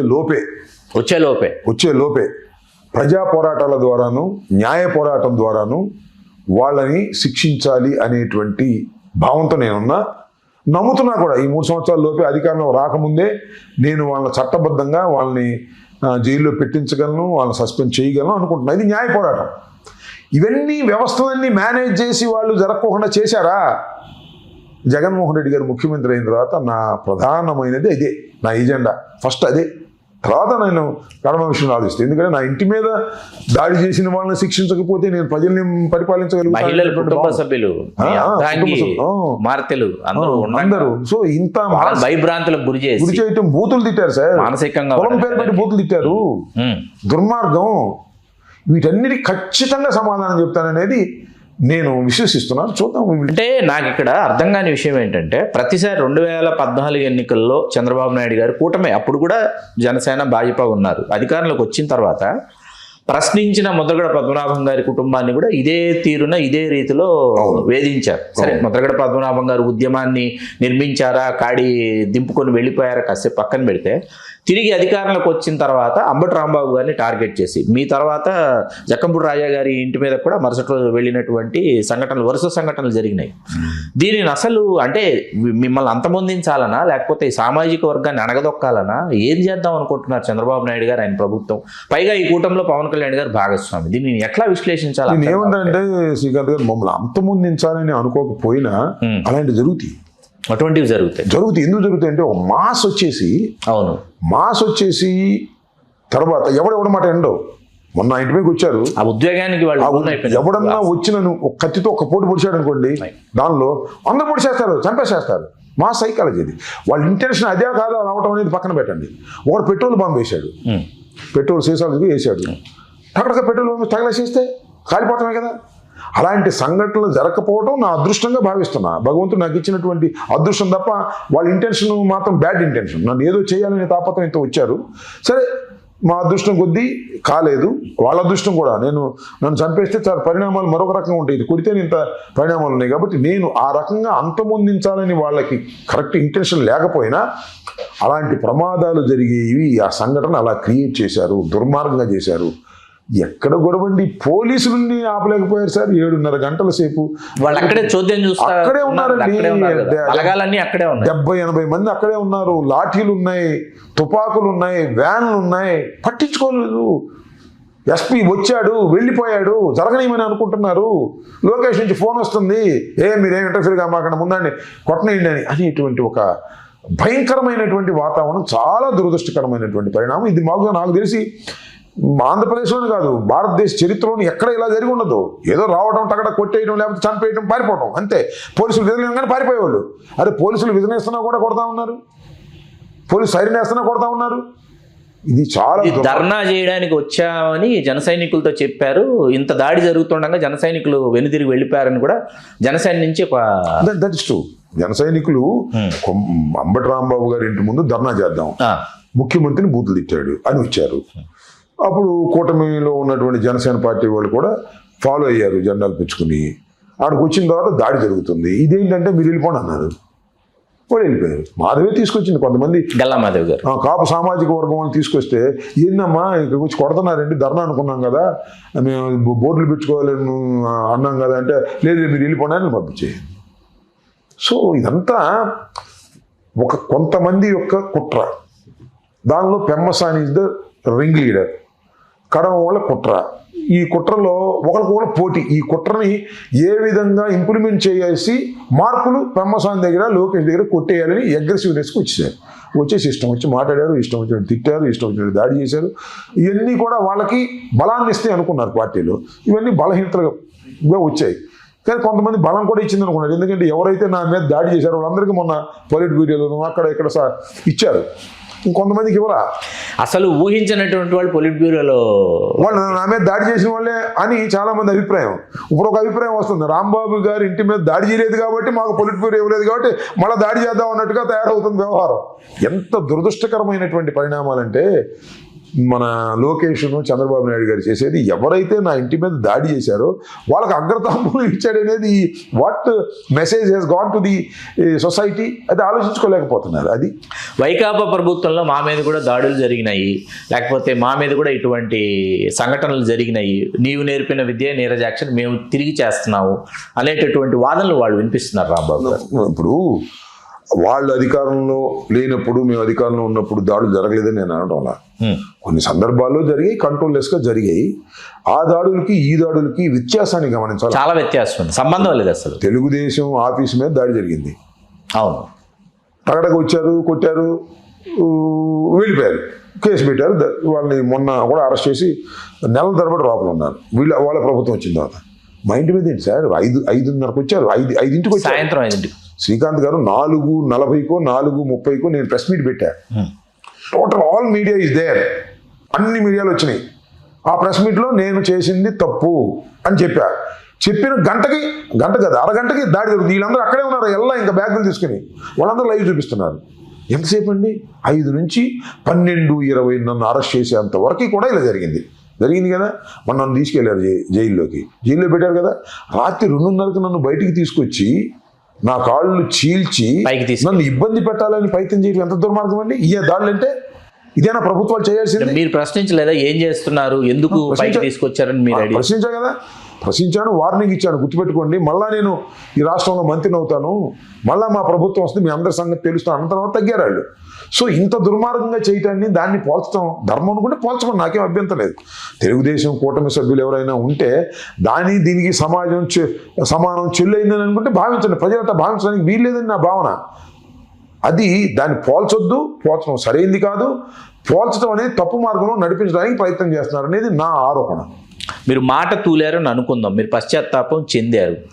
మాట తూలి పశ్చాత్తాపం చెందిన 18 రోజులు జైలులో పెట్టేంతటి తప్పు మీరు చేశారా? మీరు న్యాయవాది, మీకు తెలుసు. దానికి కేసులు ఉండవండి, దానికి కేసులే పెట్టరండి. అందుకనే వాళ్ళు రాశారు ఏమని, కులాన్ని పెట్టి బూతులు తిట్టాడు, కుల ఘర్షణలకు రెచ్చగొట్టడానికి ప్రయత్నం చేశాడు, సపోర్టింగ్ చేశారు. దురదృష్టం, అసలు దానిలో రిమాండ్ ఇవ్వడానికి వీల్లేదు, కేసు యాక్సెప్ట్ చేయడానికి వీల్లేదు. సరే రిమాండ్ ఇచ్చారు, కేసు యాక్సెప్ట్ చేశారు. ఐ విల్ ఫైట్ ఇన్ ఈ హైకోర్ట్ అండ్ సుప్రీంకోర్ట్, ఎక్కడ ఏ కోర్టులో అవకాశం ఉంటే దానికోసం దీర్ఘకాలికంగా ఫైట్ చేస్తాను. జరిగింది మాత్రం చాలా తప్పు, అన్యాయం. పోలీసు కరెక్ట్గా చేయలేదు, లోయర్ కోర్ట్స్ కూడా కరెక్ట్ డిసిషన్స్, రాంగ్ డిసిషన్స్ తీసుకున్నాయి అనేది నా అభిప్రాయం. దాని మీద I will go to the legal fight, దాన్ని నిరంతరం లీగల్ ఫైట్ కొనసాగిస్తాను. నేనేం దీన్ని వదిలిపెట్టను, ఎందుకంటే నేను న్యాయవాదిని, చదువుకున్నవాడిని, సుదీర్ఘకాలం రాజకీయాల్లో ఉన్నవాడిని. నా కేసు ఒక ఎగ్జాంపుల్ కావాలి ఈ రాష్ట్రానికి అనేది నా అభిప్రాయం. ఇలా దాడి చేస్తే ఇలాంటి పరిణామాలు వస్తాయి న్యాయపరంగా అనేది దాడి చేయాలనుకున్న వాళ్ళు, చేసిన వాళ్ళకు గుణపాఠం కావాలనేది నా అభిప్రాయం. దానికోసం ఫైట్ చేస్తాను. Time will decide. ఆ సామాజిక వర్గానికి చెందిన మహిళ మీ గురించి మాట్లాడిన వీడియోస్ కూడా నేను చూశాను. అవును. చూసిన తర్వాత భౌగోళికంగా 3.5 లక్షల పైచీలకు కమ్మ సామాజిక వర్గం ఓటర్లు ఉన్నటువంటి ప్రాంతం గుంటూరు. భౌగోళికంగా ప్రపంచవ్యాప్తంగా తీసుకుంటే వాళ్ళు సింగిల్ లార్జెస్ట్ గా మెజారిటీ ఓటర్స్ గా కనిపించేటటువంటి ప్రాంతం. అంటే అక్కడ వాళ్ళ ఆధిపత్యం కొనసాగాలని, వాళ్ళ మాట చెల్లుబాటు అవ్వాలని, వాళ్ళ మాటకి ఎవరు ఎదురు రాకూడదని రాంబాబు గారు అది మీరు తెలిసి తూలారా తెలియకుండా తూలారా ఆ మాట మిమ్మల్ని రెచ్చగొట్టి మాట్లాడించారు. ఆ విజువల్ కూడా చూశాను నేను. తర్వాత జరిగినటువంటి సంఘటనలు చూస్తే మేము ఇది మా రాజ్యం, ఇది మా ప్రాంతం, మా మాట చెల్లుబాటు అవ్వాలనేటటువంటి ఒక నియంతృత్వ పోకడ, నియంతృత్వ ధోరణి కనిపిస్తుంది. దీన్ని మీరు ఎట్లా విశ్లేషిస్తారు రాంబాబు? ఖచ్చితంగా what you said is 100% correct. ఇక్కడ మేము వీఆర్ సింగిల్ లార్జెస్ట్, ధనవంతులం, డబ్బులు ఉన్న వాళ్ళం. మేము కాకపోతే ఎవరు చేస్తారు? గుంటూరు లాంటి పట్టణంలో, గుంటూరు లాంటి పరిసర ప్రాంతాలు అనేటువంటి ఒక ఈగో, నేను అన్ని కంప్లీట్ ఆ కులంలో అందరినీ అన్నాం. ఈ హెడ్స్ ఆఫ్ దట్ కమ్యూనిటీ ఎవరైతే అన్నిటికీ కారణం పెమ్మసాని చంద్రశేఖర్. ఎందుకంటే అతను ధనవంతుడు, నంబర్ ఉంది, ఓట్ నెంబర్ ఉంది, డబ్బు నంబర్ ఉంది, పదవి ఉంది. He లీడెడ్ everything. చాలామంది నీకు మనవి చేస్తున్నానండి, చాలామంది చౌదరీసే ఇలా దాడి చేయాలనేటువంటి సమావేశం జరిగినప్పుడు దీనికన్నా ముందు ఈ తప్పుని నివారించే వాళ్ళు ఉన్నారు. ఇది అసలు చేయకూడదని, తప్పు ఇది, ఇలాంటి సాంప్రదాయం గుంటూరులో ఎప్పుడు లేదు, ఇళ్ల మీద పడి చేయొద్దు, కేసులు పెట్టండి, అరెస్ట్ చేయండి అని సలహా ఇస్తే ఆ సలహా ఇచ్చిన వాళ్ళ మీద ఎక్కారు. రామబాబు అనేవాడు అప్పుడు అటు తిట్టాడు, ఇప్పుడు తిట్టాడు, వాడికి నోటి కద్దు, ఏదో సంథింగ్ వాళ్ళకున్న కక్షను చూపిస్తే ఎవరైతే సలహా ఇచ్చారో ఒకరిద్దరు వాళ్ళు ఈ దాడిలో ఉండటానికి వాళ్ళు మనస్కరించక వాళ్ళు పుణ్యక్షేత్రాలకు వెళ్ళిపోయారు. శ్రీశైలం ఒక ఆయన వెళ్ళిపోయాడు, తిరుపతి ఒక ఆయన వెళ్ళిపోయారు. సో టోటల్ కమ్యూనిటీలో కూడా కొద్దిగా న్యాయబద్ధంగా కులతత్వం లేకుండా ఆలోచించే మనస్తత్వం ఉన్న వాళ్ళు దీన్ని ఇప్పటికీ సమర్థించట్లేదు. మా వాళ్ళు తప్పు చేశారు, ఇది అన్యాయం చేశారు అనేటువంటి భావన ఇవాళ కూడా నాకు అనిపిస్తూ ఉంది. సో కానీ అహంతో కూడుకున్న వ్యక్తి అక్కడ రాజ్యం చేస్తున్నాడు. ఇవాళ పార్లమెంట్ సభ్యుడే కాదు, కేంద్ర మంత్రి, నిరంతరం లోకేష్తో మాట్లాడుతూ ఉంటాడు. ఇప్పటికి కూడా కుట్రలు చేస్తున్నాడు నా మీద. ఇవాళ కూడా ఇప్పుడు నేను కొద్దిగా పడి లేచి సాహసంగా ముందుకెళ్తాను, మళ్ళీ పడగొట్టాలని చూస్తున్నారు. ఏదో ఒక రూపంలో మళ్ళీ పడగొట్టడానికి ప్రయత్నం చేస్తారు. దానిలో ఏమి సందేహం లేదు. వాళ్ళు డబ్బులు ఉన్నవాళ్ళు, ఆ ప్రాంతంలో నెంబర్ ఉన్నవాళ్ళు, ఆంధ్రజ్యోతి, ఈనాడు, TV5, పెమ్మసాని, లోకేష్ మళ్ళా కుట్రలు చేస్తున్నారు. కుట్రలు చేసి నన్ను ఎక్కడ చోట పడగొట్టాలని చూస్తున్నారు. పడగొడతారని కూడా నమ్ముతున్నా. పడ్డా లేచి నడుస్తా, మళ్ళీ పడ్డా సాహసంగా ముందుకు వెళ్ళాలనేది నా ఉద్దేశం. ఎన్నిసార్లు అయినా పడతాను, ఎన్నిసార్లు అయినా లెగుస్తాను, దానిలో ఏమీ సందేహం లేదు. కుట్రలు కుతంత్రాలతో నన్ను అణచాలనేటువంటి ప్రయత్నం ఇవాళకి కొనసాగుతుంది. ఆ కుట్రలని కుతంత్రాలని అందరి సహకారంతో, పార్టీ సహకారంతో, నా కులం సహకారంతో ఖచ్చితంగా ఎదుర్కొంటాను, లేచి నిలబడతాను అనేది నాకు ఆత్మవిశ్వాసంతో ముందుకు వెళ్తున్నాను.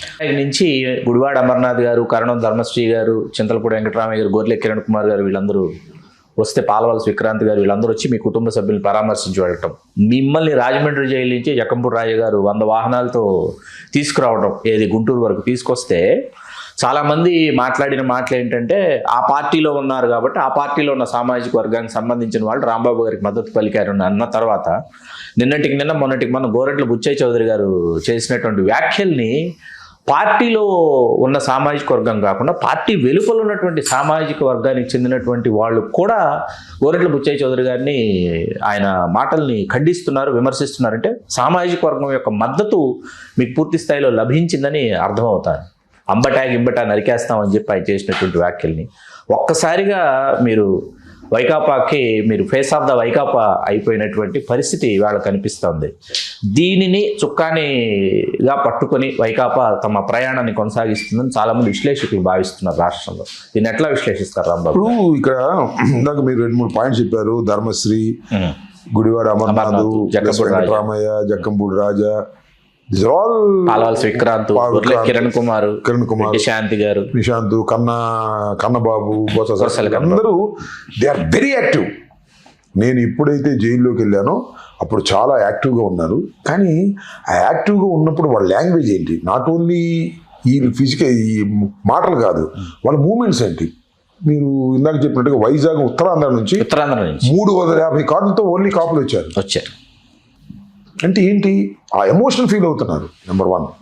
నెంబర్ 2 ఏంటంటే ఈ బుచ్చి చౌదరి గారి వ్యవహారం నేను చూశాను. ఇంతవరకు కామెంట్ చేయలేదు, మీరు అడుగుతున్నారు కాబట్టి కామెంట్ చేయక తప్పదు. బుచ్చి చౌదరి గారు వయసులో మాకన్నా పెద్దవాడు, సుదీర్ఘ రాజకీయ జీవితం ఉంది. ఆయన ఎందుకు అలా మాట్లాడతాడో నాకు అర్థం కాల. నేను నిన్న ఒక వీడియో చూసా. నేను చంద్రబాబు నాయుడు గారిని కులం పెట్టి తిట్టాను అని చెప్తున్నాడు ఆయన. నేను ఇందాక చెప్పానే, అవును, నేను ఏదైతే ఆ రిమాండ్ రిపోర్ట్లో ఉన్నటువంటి అంశాన్ని చదివి వినిపించా మీడియా ముందు, దాన్ని పెట్టాడు. అంత కట్ చేసి పెట్టి, ఇదిగో అంబటి రాంబాబు చంద్రబాబు నాయుడిని నా కొడకాన్ని తిట్టాడు అని పెడుతున్నాడు. పెడితే మళ్ళీ కేసు పెట్టుకోమని ఎవడు కదన్నాడు? నిజంగా నిజమైతే ఒకసారి కేసు పెట్టారు, దాని మీద ఇల్లు ఇచ్చాను, మళ్ళీ రిమాండ్ రిపోర్ట్ రాశారు, తప్పు రాశారు, దాన్ని ఎక్స్పోజ్ చేశాను. ఎక్స్పోజ్ చేసిన ఆ ముక్కను పట్టుకొని ఏదో విమర్శించే ప్రయత్నం చేస్తున్నాడు. ఆయన మాకు అధికారం ఉంది, మేము తలుచుకుంటే నరికేస్తాం, ఆ గుమ్మం దాటి బయటికి రారు అన్నాడు. మీరు చేసింది అదే మొన్న, గుమ్మం దాటి బయట రాకుండా 7:30 గంటల సేపు ఆపారు కదా నా భార్య పిల్లల్ని. ఇప్పుడు గుమ్మం నుంచి దాటి బయటకు వచ్చాం కదా, బయటకు వచ్చిన తర్వాత ఏం చూపిస్తున్నాం మేము నీకు? సామాజిక వర్గం మొత్తం, మీ సామాజిక వర్గం, చౌదరి గారు మీ సామాజిక వర్గం గడప దాటి రాకోకుండా అధికారం ఉందని మీరు పెచ్చు రేగిపోతున్నారే. మీరు అధికారం ఉండంగానే గడప దాటి వచ్చాం. ఉత్తరాంధ్ర నుంచి బలోమంటూ వచ్చారు, రాయలసీమ నుంచి కూడా వచ్చారు బలోమంటూ. అన్ని ప్రాంతాల నుంచి నా సామాజిక వర్గం కమ్ముకుంది. అది మర్చిపోతున్నావు బుచ్చి చౌదరి, నువ్వు గుర్తుపెట్టుకో. మీరు ఈ విధంగా రెచ్చిపోయి మీరు నాశనం చేసుకుంటారు, దానిలో ఏమి సందేహం లేదు. అంబటి లేదు, గిమ్మటి లేదు, నరికేస్తామంటావా? ఏం నరికేది నువ్వు? నరికితే నరికించుకోవడానికి మేము సిద్ధంగా ఉన్నావా? మేమన్నా తక్కువలో ఉన్నావా? మాకు సామాజిక వర్గం లేదా? చంపించుకోవాలి, నరికించుకోవాలి అంటే మీరు అధికారంలో ఉంటే మీరు చంపితే చచ్చిపోవాలి, మీరు నరికితే నరికిపోవాలి. ఏంటిది? ఏదో ధనమదం, అధికార మదంతో, ఆ అధికార మదం కూడా కాపులేసిన భిక్ష గుర్తుపెట్టుకోమని చెప్తున్నా. కేవలం పవన్ కళ్యాణ్ చూసి కూటమికి బలపరిచి మేము వేసిన భిక్ష వల్లే, కాపు సామాజిక వర్గం వేసిన భిక్ష వల్లే చంద్రబాబు నాయుడు వాళ్ళ అధికారంలో ఉన్నాడనేటువంటి విషయాన్ని విస్మరించి మీరు మాట్లాడుతున్నారు. చాలా సందర్భాల్లో మీరు ప్రైవేట్గా కూడా పవన్ కళ్యాణ్ చాలా దూషణభూషణగా మాట్లాడుతున్నారు. ఇవన్నీ ఆయన తెలుసుకుంటారు లేదు, అది వేరే అంశం. కానీ ఖచ్చితంగా దీనికి మళ్ళా మూల్యం చెల్లించాలి. మొత్తం టోటల్గా చంద్రబాబు నాయుడు గారి పార్టీ కూడా టోటల్గా మూల్యం చెల్లిస్తుంది. వాళ్ళ బుచ్చి చౌదరి చేస్తున్నటువంటి అసభ్యకరమైన, అభ్యంతరకరమైన వ్యాఖ్యలు. అంబటి లేదు, గిమ్మటి లేదు, నరికేస్తాం, చూస్తాము, వాటన్నిటి పరిస్థితి కూడా చూస్తామని కూడా ఈ సందర్భంగా మీ ద్వారా బుచ్చి చౌదరికి చెప్పదలుచుకున్నారు. చంద్రబాబు నాయుడు గారిని అరెస్ట్ చేసినప్పుడు కూడా రోడ్డెక్కి బైఠాయించింది పవన్ కళ్యాణ్ గారే కానీ, ఆ రోజు బుచ్చి చౌదరి గారు ఎక్కడున్నారు, ఇంకో చౌదరి గారు ఎక్కడున్నారు, ఇవాళకి చాలా మంది మాధ్యమాల్లో ప్రశ్నిస్తున్నారు. శ్రీకాంత్ గారు, ఈ మధ్యన సార్ కందుకూరులో ఒక సంఘటన జరిగినప్పుడు రాయలసీమ నుంచి బలిజలు వచ్చారు, పెద్ద ఎత్తున వచ్చారు. అక్కడ దాసరాము కూడా ఒక మాట మాట్లాడాడు. దాసరాము ఏమి వైఎస్ఆర్సీపీకి అనుకూలంగా మాట్లాడ్డాడు. ఆయన ఒక మాట చెప్పాడు. ఆయన పక్కన ఉన్న మన బలిజ సామాజిక వర్గానికి, చంద్రబాబుని తీసుకెళ్ళి లోపల పెడితే మీరందరూ ఊళ్ళో పారిపోయారయ్యా, చివరికి మా పవన్ కళ్యాణ్ వచ్చి రంకెలేసిన తర్వాత మీరు బయటకు వచ్చారని చెప్పాడు. Is a fact. ఇదే లోకేష్ వెళ్ళి ఢిల్లీలో కూర్చున్నాడు. పవన్ కళ్యాణ్ వచ్చి రోడ్డు మీద పడుకుని మళ్ళా బాలకృష్ణ, పవన్ కళ్యాణ్, లోకేష్ కూడా ఉంటారు. తర్వాత అంటే పవన్ కళ్యాణ్ గారు వెళ్ళి లోపలికి వెళ్ళి పరామర్శించి వెలుపలికి వచ్చిన తర్వాత లోకేష్ గారు, బాలకృష్ణ గారు వెళ్ళారు ఆ ప్రెస్ మీట్ లో. తర్వాత వాళ్ళు జాయిన్ అయ్యారు. అప్పుడే కదా మీకు అసలు ఊపు వచ్చింది. అప్పుడు దాకా మీరు అసలు ఎక్కడుంటారు ఎవరికి తెలియదు. It is a fact. కానీ ఇవాళ మీకు అధికారం వచ్చింది, పవన్ కళ్యాణ్ గారు మీ పక్కన ఉన్నాడు, కాపులు కూడా మీ పక్కన ఉన్నారని భ్రమిస్తున్నారు. అందువల్ల అంబటి లేదు, గిమ్మటి లేదు, వాడిని నరికేస్తాం, వీడిని నరికేస్తాం, మేము తలుచుకుంటే గడప నుంచి బయటికి రానివనే పిచ్చి మాటలు మాట్లాడుతున్నారు. మాట్లాడిన దానికి మీరు ఖచ్చితంగా అనుభవిస్తారనేది నా అభిప్రాయం. సార్ రాంబాబు గారు, ఇవాళ మీ ఉదంతం తర్వాత ఏదైతే జగన్మోహన్ రెడ్డి గారు ఇవాళ చేసినటువంటి మావిగన్ ప్రతిపాదన, మొదటి 2 రోజులు హాస్యాస్పదంగా కొంతమంది దానిని ట్రోల్ చేసినప్పటికీ 3వ రోజు నుంచి మావిగన్కి మద్దతు పెరుగుతూ వచ్చింది. మావిగన్ గురించి రాజకీయ విశ్లేషకులు కావచ్చు, ఆర్థికవేత్తలు కావచ్చు, పర్యావరణవేత్తలు కావచ్చు, వీళ్ళందరూ కూడా దాని గురించి వాళ్ళు ససాక్ష్యాలతో వాళ్ళు దాన్ని విశ్లేషిస్తున్నారు. దానికి మద్దతు పెరుగుతూ వస్తుంది. మావిగన్ అసలు ముందుగా అనుకున్నదా, అప్పటికప్పుడు ఆలోచన వచ్చిందా, ఏంటి అసలు మావిగన్? ఇప్పుడు అంతకుముందు మరి ఆయన ఎవరితోనో చర్చించారో లేదో నాకు తెలియదు, కానీ మావిగన్ ప్రతిపాదన రాగానే ఇట్స్ ఎ షాక్. ఏమిటి ఇది, కొత్త రకమైన ప్రతిపాదన అనేది ఒక షాక్ అందరికీ. లోతుగా ఆలోచించిన తర్వాత అందరూ తేరుకున్నారు. ఈ షాక్ సమయంలో చేసిన పని ఏంటంటే, లోకేష్ ఆయనకి ఈ పేజీలు అంటారంట, అలాగే ఈ యూట్యూబ్లు చాలా ఉన్నాయి అతనికి. వాళ్ళందరూ మావిగన్ మీద విపరీతంగా ట్రోల్ చేశారు ఒక 2-3 రోజులు. తర్వాత రివర్స్ అయిపోయి మావిగన్ ఈజ్ ఎ గుడ్ ప్రపోజల్. మావిగన్కి అమరావతికి మధ్యన తేడా ఏంటి? అసలు అమరావతి అవసరమా? ఈ రాష్ట్రం విడిపోయింది, 12 సంవత్సరాల క్రితం విడిపోయింది. కేంద్రం హైకోర్టు కట్టుకోవడానికి, శాసనసభ కట్టుకోవడానికి, సెక్రటేరియట్ కట్టుకోవడానికి డబ్బులు ఇస్తానని ఇచ్చింది. ఎన్ని వదిలేసి అసలు ఒక మహత్తరమైనటువంటి పట్టణాన్ని నిర్మిస్తాను అని అనడం ఏమంత సమంజసం? ఇది నా మొట్టమొదటి నుంచి మా వాదన అదే. సింగపూర్ లాంటి సిటీని కట్టాను. ఉడికి సింగపూర్ లాంటి సిటీ ఉడికి కావాలి, నాకు అర్థం కాలేదు. ఆంధ్రప్రదేశ్లో సింగపూర్ లాంటి సిటీని కట్టడం సాధ్యపడిద్దా? ఢిల్లీ వాళ్ళే కట్టలేదు. అసలు మెడ్రాసు, లేదా మెడ్రాసులో మన తమిళనాడుకి మెడ్రాసు, కర్ణాటకకి బెంగళూరు ఎవరన్నా కట్టారా? అవే వాటికవే ఉద్భవించే. హైదరాబాద్ కట్టారా? సంభవించే వాటికవి. హైదరాబాద్ కట్టారేమండి? హైదరాబాద్ మొట్టమొదటి ఎక్కడుంది? అసెంబ్లీ ఎక్కడుంది? సెక్రటరీ ఎక్కడుంది? నిజాం కట్టిన బిల్డింగ్లోనే కదా ఉంది. తర్వాత రూపాంతరం చెందుతూ వచ్చింది. అలా ఒక పట్టణాన్ని సెలెక్ట్ చేసుకోవాల్సిన ఆయన ఒక పెద్ద గుంటలోకి వెళ్ళి అక్కడ ఇది రాయిదని అంటాడు. అక్కడేమో అదిగా శ్రీకాంత్ గారు, అసలు నేను మీలాంటి వాళ్ళు ఆలోచించండి, అసలు 14,000 నుంచి 16,000 స్క్వేర్ ఫీట్కి ఎక్కడ అవుద్ది అసలు? అంటే దోచేద్దామనేగా 2 లక్షల కోట్ల రూపాయలు ఖర్చు పెట్టి ఒక 50 లక్షల కోట్లు నువ్వు కాజేయాలని అనుకుంటూ ఇంతవరకు ధర్మం ఇది? నీ అబ్బాయికి నీ తాబేదారికి దోచిపెట్టే కార్యక్రమం కాదా ఇది? అవుతుంది అసలు? అసలు అమరావతి అనేది అది పూర్తయ్యేదా? అది ఒక అంతులేని కథ. నువ్వు కాదు, మీ అబ్బాయి కాదు, నేను కాదు, ఎంతమంది చేసినా అది మన జీవిత కాలంలో పూర్తయ్యేది కాదు. అలాంటి దాన్ని పట్టుకుని నువ్వు దానిలో ఏదో పిండుకోవాలనే ప్రయత్నం చేస్తున్నావు. ఇవాళ ఏముంది? బందర్, విజయవాడ, గుంటూరు, నువ్వు ఎక్కడ కడితే ఏం కావాలి? నీకు హాస్పిటల్స్ ఉన్నాయి, ఎయిడ్ డోమ్ ఉంది, రైల్వే స్టేషన్స్ ఉన్నాయి, బస్ స్టాండ్స్ ఉన్నాయి, రోడ్లు ఉన్నాయి, ఇన్ఫ్రాస్ట్రక్చర్ ఉంది.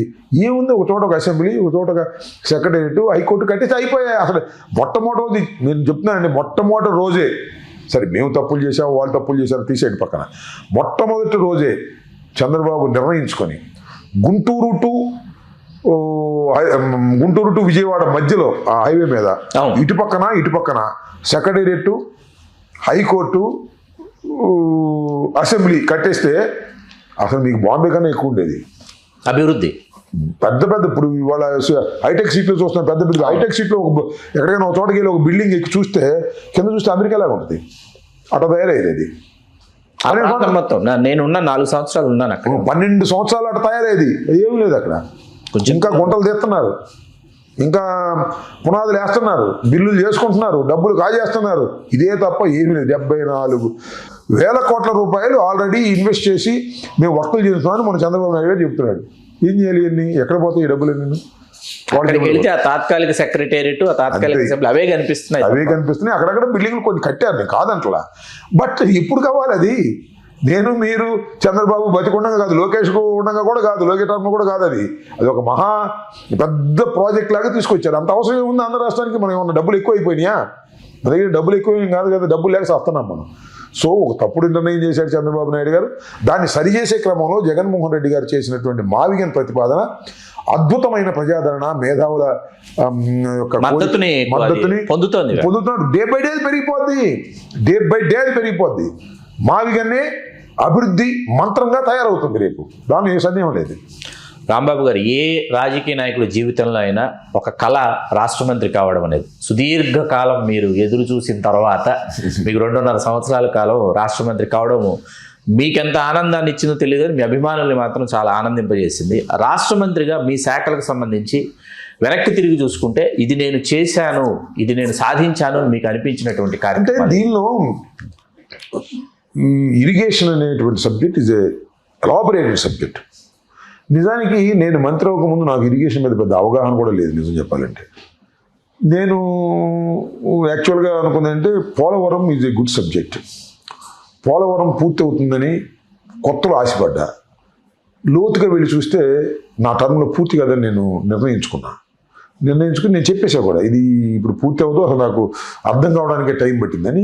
దాని ప్రకారమే పూర్తి కాల.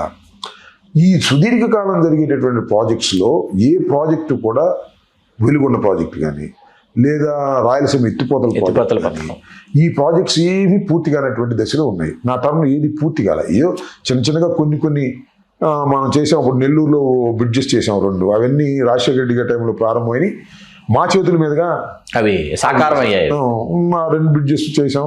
దానికి కొంత తృప్తి ఉంటుంది. ఇదంతా ఒక సుదీర్ఘమైనటువంటి ప్రయాణంలో అనుకున్నవి సాధించలేకపోయాము అనేది ఒక చిన్న బాధ ఉంది. సరే అవన్నీ ఇప్పుడు మన పోలవరం అంటే అద్భుతమైన ప్రాజెక్ట్ అది. దాన్ని సర్వనాశనం చేసి చంద్రబాబు నాయుడు గారు అంటే నమ్మరు, ఎవరు వాళ్ళు నమ్మరు, ప్రజలు నమ్ముతున్నారు. ఈనాడు ఆంధ్రజ్యోతి ఏదేదో రాస్తుంటారు. ఇవాళ డయాఫ్రమ్ వాల్ ఇవాళ పూర్తయింది, డయాఫ్రమ్ వాల్ చెడగొట్టింది చంద్రబాబు నాయుడు గారు. ఈ విధంగా ఇరిగేషన్ అనేది it is a big subject. కొన్ని ఫలితాలను సాధించగలిగాం కానీ అనుకున్నటువంటి ఫలితాలను సాధించలేకపోయామనేది కొంత ఉంటుంది మాకు. అనుకున్న ఫలితాలు సాధించలేకపోవడానికి కారణం ఏంటంటే ఫైనాన్షియల్ ఇది చేయలేదు. మేము అప్పులు తీసుకొచ్చి ప్రాజెక్టులు కట్టాలని అనుకోలేదు. కేంద్ర ప్రభుత్వం ఇవ్వాల్సిన ప్రాజెక్టును కూడా వాళ్ళు మొత్తం ఫైనాన్స్ చేస్తా ఉన్నా కూడా స్పీడ్ కాలేకపోయింది డయాఫ్రమ్ వాల్ పోవటం వల్ల. డయాఫ్రమ్ వాల్ పోవడానికి కారణం చంద్రబాబు నాయుడు గారు, ఆయన తెలివి తక్కువతనం. ఈసారి పూర్తి అయిద్దని అనుకుంటున్నాను నేను. ఆ టైంలో పూర్తి అవ్వాలని కూడా నా కోరికే, ఎందుకంటే తొందరగా పూర్తి అవ్వాలి. ఎందుకంటే పూర్తి అవుతుందని నా నమ్మకం ఏంటంటే చంద్రబాబు నాయుడు గారు ప్రతి శుక్రవారం ప్రతి మంగళవారం వెళ్ళట్లేదు కాబట్టి, వెళ్తే అది కూడా నాశనం అయిపోద్ది. ఇంజనీర్లు వదిలేశాడు, చక్కగా చేసుకోమని వాళ్ళు చేసుకుంటున్నట్టున్నారు. కొద్దిగా పూర్తి అవుద్దామని నాకు ఒక ఆశ. జగన్మోహన్ రెడ్డి గారు కుటుంబ సభ్యులు ఎవరైతే ఉన్నారో, విజయమ్మ గారు కావచ్చు, షర్మిల గారు కావచ్చు, ఆ వ్యవహారాన్ని మీరు ఏ విధంగా విశ్లేషిస్తారు? సార్ ఇప్పుడు శ్రీకాంత్ గారు ఈ ఫ్యామిలీస్ ఏదైనా రాజకీయంలో ఉన్నటువంటి ఫ్యామిలీస్ పూర్తి స్థాయిలో కొనసాగుతున్న కుటుంబాలు మీరు చూడండి. రాజశేఖర్ గారి కుటుంబం, చంద్రబాబు నాయుడు గారి కుటుంబం, ఎంజి రామచంద్ర కుటుంబం, ఇందిరాగాంధీ కుటుంబం, ఏవి డిస్ప్యూట్స్ లేకుండా ఉన్నాయి సార్ చెప్పండి. ఒకసారి చరిత్ర చూస్తే ఏవి డిస్ప్యూట్స్ లేకుండా ఉన్నాయి. What about Chandrababu Naidu? ఇప్పుడు జగన్మోహన్ రెడ్డి గారు నిన్ను విమర్శ చేస్తున్నారు కదా, చెల్లి తల్లి అని. వాట్ అబౌట్ చంద్రబాబు నాయుడు గారు? చంద్రబాబు నాయుడు గారు ఎవరిని వ్యతిరేకించారు? సొంత మామని వ్యతిరేకించారు. ఆయన దగ్గర నుంచే పార్టీని ఆయన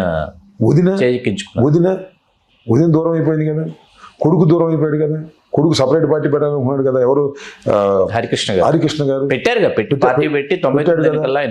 ఆయన భార్యగా రాజముద్ర వేసుకున్నటువంటి లక్ష్మీపార్వతి గారిని మీరు లెక్క చేయరు, అది వేరే అంశం. కడమ కుటుంబ సభ్యుల పరిస్థితి ఏంటి? అందరినీ చిందరవందర చేసావు కదా, నీ కుటుంబంలో రాలేదా? అధికారంలో వస్తున్నాయి, ఇవన్నీ కూడా చరిత్రలో జరుగుతున్నటువంటి అంశాలు. అక్కడ దాకా ఎందుకు? నీ తమ్ముడు చచ్చిపోయాడు అనుకోండి, రామ్మూర్తి కాంగ్రెస్ విజయనే. నేను అనేది ఏంటంటే ఊరికినే దొరికింది కదా అని చెప్పేసి ఆ లోకేష్కి చరిత్ర తెలుసో జగన్మోహన్ రెడ్డి గారిని విమర్శించి తల్లిని కాదన్నాడు, చెల్లిని కాదన్నాడు అంటే ఏం చేశాడు? మీ నాన్న ఏం చేశాడు? మామను కాదన్నాడు, వదిని కాదన్నాడు, మీ మామను కాదన్నాడు, ఆయన మామను కాదన్నాడు, మీ మామను కాదన్నాడు, వదిని కాదన్నాడు. తోడెల్లుడు వెంకటేశ్వరరావు పార్టీ పెట్టినప్పుడు ఆయన పక్కన ఉన్నవాడు, రామారావు గారితో చేతి కర్రలాగా పనిచేసిన వాడు. నువ్వేమో కాంగ్రెస్ పార్టీలో ఉండి ఇందిరాగాంధీ ఆదేశిస్తే నేను మా మామ మీద పోటీ చేస్తాను ప్రగల్భాలు పలికిన వాడివి. నీ చరిత్ర ఏంటంటున్నా? That is one thing. MG Ramachandran కుటుంబం, ఇందిరాగాంధీ గారి కుటుంబం, సోనియా గాంధీ కన్నా ముందు మేనకా గాంధీ, అన్నీ ఒక అధికారంలోకి వచ్చిన తర్వాత కుటుంబాలలో ఇలా జరుగుతున్న మాట వాస్తవం. దానికి అతీతంగా లేదే రాజశేఖర గారి కుటుంబాన్ని మా బాధ, మా ఆవేదన తప్ప మనం చేయగలిగింది ఏమి లేదు. కాబట్టి అలా నడుస్తుంది. అక్కడ దాకా మీరు కేసీఆర్ కుటుంబం పరిస్థితి ఏంటి?